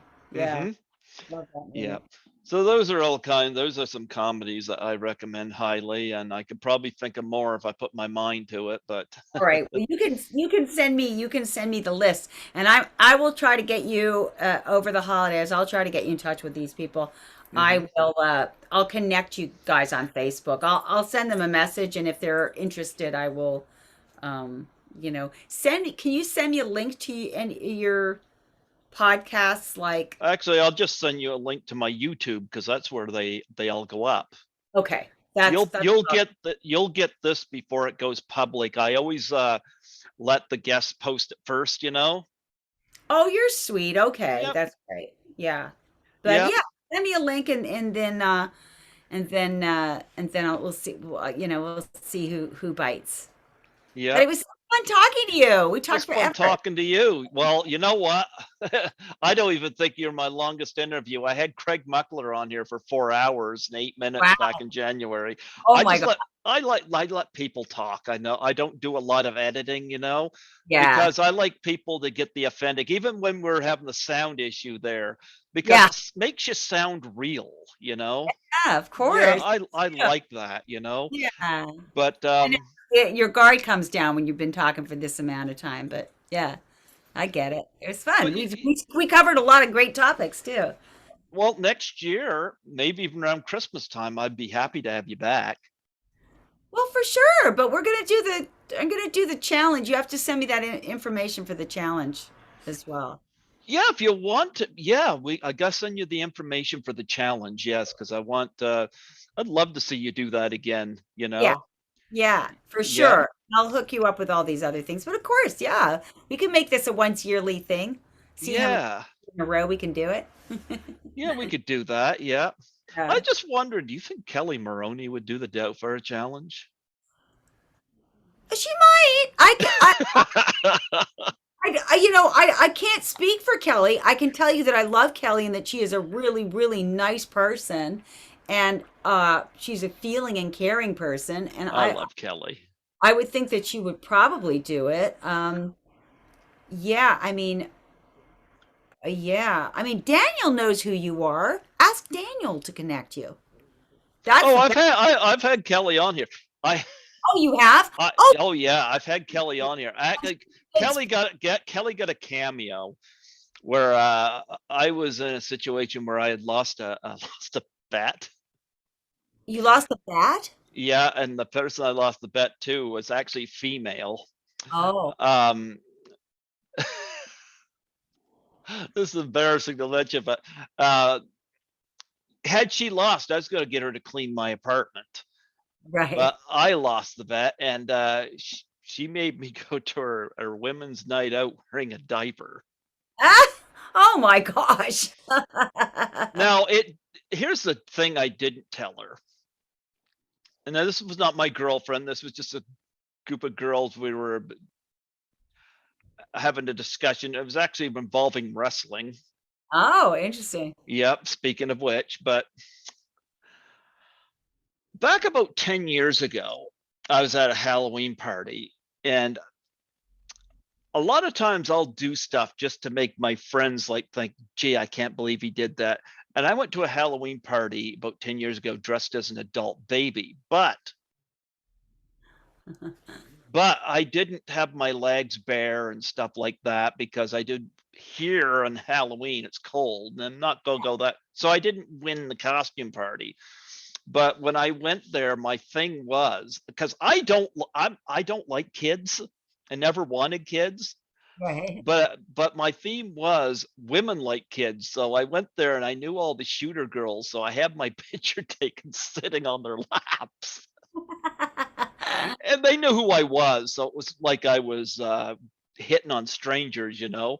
Right. But this came back to me and I was like, you know what? I didn't tell them this, but I was like, they can have me dressed like that all they want to. I'm just gonna. They're having me surrounded by a bunch of nice looking women, Right. regardless of what I'm wearing. Yeah. I'm the center of the friggin' attention. What bet did I lose? Right. But they went on my and I didn't care. They did this, but they sent some cameos out. Oh, uh-huh. And I knew they were doing this and I didn't care, but I remember messaging Kelly because Kelly got one of them. That was one of the people I sent cameo to. So I got a message from Kelly about me wearing a diaper. She roasted me, but Kelly roasts nice, you know, Yes. but That's roast nice. but She's the love. thing is I was kind of prepared. Of course, on Halloween, it doesn't matter what you draw. It's not like I did this anytime, you know. Right. But I did it that night because I my friends just thought it was out of this world, but because they weren't dressed up at all. But I went and did it. The shooter girls liked it. You had a good time. I had my picture taken sitting on a few female laps, and that in itself was funny because you often see women sit on guys' laps. No, I switched it around. Yeah, I like that. That's Yeah. very But nobody was offended, you know. I mean, like I said, the shooters knew who I was, you know. So, but that was about 10 years ago. right. And so I remembered that and I was like, I wasn't even going to say anything because I was like, I don't want them to change their mind, make something worse. I said, I've got this. Right. I've got this. I didn't care. I did get a few cameos sent to me. I think Nicole Tom sent me one. Oh, nice. Oh, Yeah, well, she roasted me on it. I knew they were sending one to Kelly. I wasn't sure who else they were sending one. I got one from Andrea Barber from Full House because that was the first autograph I'd ever gotten. And so, yep. oh, So I'm like, yeah, what's their money? They was spend a cameo to roast me over that, but no, I took it in stride. Didn't bother me, but yeah, Kelly sent me one. So, but I had warned Kelly about it first, you know. So, because Kelly and I are connected on Facebook, but right. Kelly didn't even know it was about me. But yeah, well, I guess you know now. Right. If she makes it through this interview, she would know again. So There yeah. you go. Yeah, but I don't follow wrestling like I used to, so I didn't predict as many winners as I thought I would. Now, Oh, had it been the old days, I would have been on top of my game, I think. there you go. See, Yep. I'm happy with that. Yep. But I'm not scarred. You get that girl back. Oh, I don't care. I'm good. I'm good. I'm good. I'm more mad at Judy than I am at that girl, so. Oh, well, I hope we solve that problem and have Um, I'll try to let it pass. I'm just trying to think what will go like if I see her at a con. I'm like, I don't know if I can't go without saying something because I'm kind of ticked off about that. But whatever, whatever. No, I don't know how to solve that problem. You don't have to solve it, I really hope it ends up with a good has a good ending. You know what? I honestly think that if you did see her at a con and you introduced yourself and you said, I'm the guy that blah blah blah, and it was upsetting considering all of these things, and it just makes me feel better to let you know. I bet you she would apologize. If you came at it with room for her to make an apology, right? If you come at it like from really angry, she's not going to hear you. She's going to be like, who is this guy? But if you come at it from the truth and the honesty of your heart, Judy's a nice person deep down. I think she would apologize. I think if she saw the person before her, she would apologize. I'm pretty I sure. don't. I'm also half wondering too, and I can't prove this, but I'm wondering whether I was sabotaged on this too, because she had done another podcast, and this other podcaster I think is competing with me, and I'm not competing with anybody, Yeah, but like I said, that aside, you know. that But is I can't prove that. I can't prove that, but Greg, if you ever do get a chance to meet Judy face to face, I would I would just talk to her from your heart, and I bet you would get an apology. I bet you get the resolution that you're hoping for. I feel mm, that because Judy's a nice person. She's a nice person. that's what Ted White and Vernon Wells said too. So I don't know what happened here, but you would, Yeah, you're right. like I said, Somebody put in a bad word on you, and so she's like, "Oh my God, who's this wacko?" Whatever. But I think if she met you, she'd know exactly who you are, and she'd get an apology from her because you are who you are. You are who you are. So she would I have. don't know. She hears that Scotty McCoy interview Scotty interviewed. She might not like me. I had some few choice words, but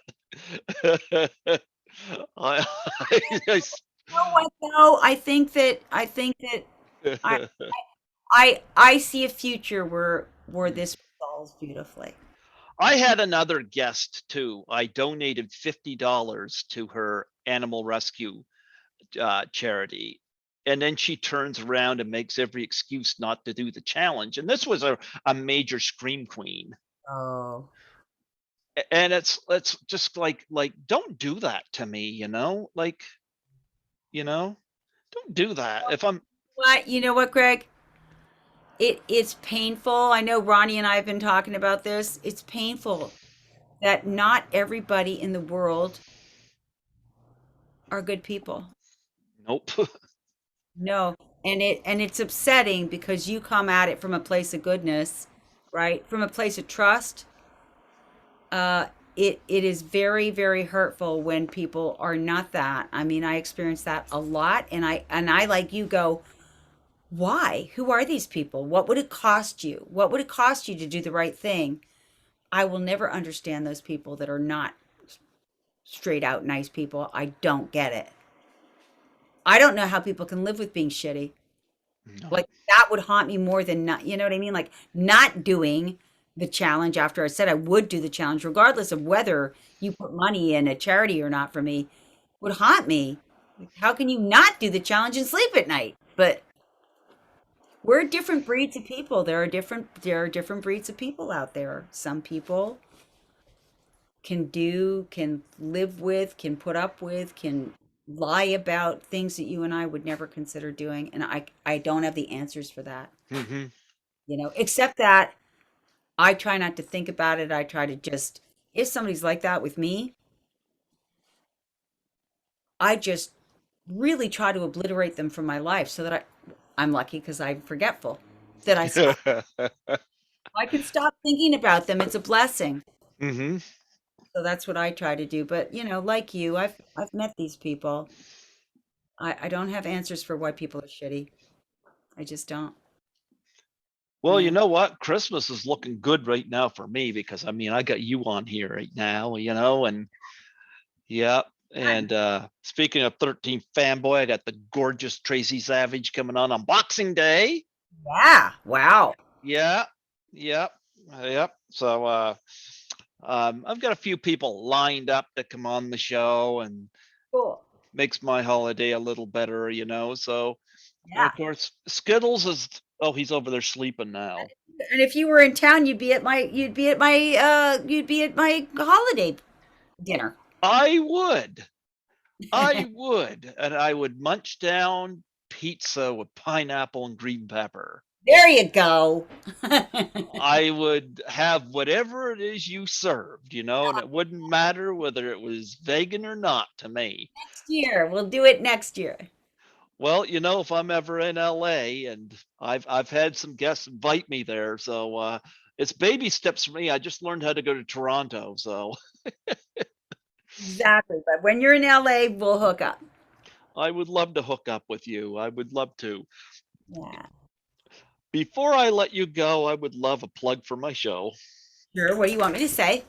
Just state your name, that you're part of My Bloody Valentine, and say you're listening to Greg Gilbert on Python's Paradise. All right. Hello, this is Helene Udy from My Bloody Valentine, and you are listening to Greg Gilbert's Python Paradise. And we are celebrating 40th anniversary of My Bloody Valentine, and we got the absolutely gorgeous Helene Udy on here tonight. Oh, I cannot express enough. You, like Lynn Laurie, you get better looking with age. Aww. What's your secret? Being grateful keeps me young, right? And plus you get joyful spark. That's what it is. and you get 7 dogs, so I mean that must help. That keeps me grateful and joyful. Yeah. Oh wow. Well, you know what, Ellen, I was so happy to have you come on here tonight, and this is, I consider this part of my awesome Christmas holiday to Yay! have you come on here. Yeah, Thank you. I will. And like I said, we'll converse. You tell me what charity you want me to donate to, the name of it, and I'll make the donation. And yeah, I'm more than happy to do that. Because I know it. It's Animal Aid Unlimited in India that I normally do. I guess we could do Animal Aid Unlimited. I'll go write that down. Animal Aid in India. Unlimited. Animal Aid Unlimited, I think is what it's called. Let me see if I'm right about that. In India. They do such a great job, and you know that they're really that it's really going to the animals because they put out these great Animal Aid Unlimited. That's what it is. Yeah. They're founded in 2002. It's an Indian animal rescue organization based in Udaipur, the city of Rajasthan. Amazing. And they rescue donkeys and chickens and dogs and you name it. It's amazing. So it's called Animal Aid Unlimited? Right. That's okay. That's what and there's a spot on there to make a donation, huh? Oh yeah, for sure there is. Yeah. All right. .org. You get animalaidunlimited.org. Yeah. Erica Abrams, Claire Abrams, Jim Myers. Yeah, they live in India and they do this wonderful work. Yeah. Well, you know what? I will make a donation to that charity and return for a second Doubtfire Face challenge. Yeah, so I will try to get Ronnie Angel involved. So we'll see what we can do, and I'll also get you connected to all those folks. It was so fun. Yeah, absolutely. Merry Christmas, happy holidays. Absolutely. And if you guys want to do the pie challenge on a Zoom like this, you can too. Yeah, with you mean? Well, I won't be taking the pie. I'll be just here orchestrating it, but okay. We could do that. Okay, we'll talk about let's talk about it after Christmas and we'll get something organized. I know Ronnie will be home in the new year for sure. So early in the new year we'll do it. It'll be fun. He's not wrestling Santa Claus, is he? He might be. You never knew with Ronnie. I'm sure he's got a gig wrestling Santa Claus. Yeah. All right, I'll talk to you soon then, Greg. Absolutely. Thank you so much. It was great seeing you. You too. And again, you look stunning. Aw, thank you. Merry Christmas to you, Helene. Merry Christmas. Absolutely. And happy 2022. Yes, we'll see you then. Absolutely. All right. Take care. Bye Bye. bye. Bye. Leave the meeting.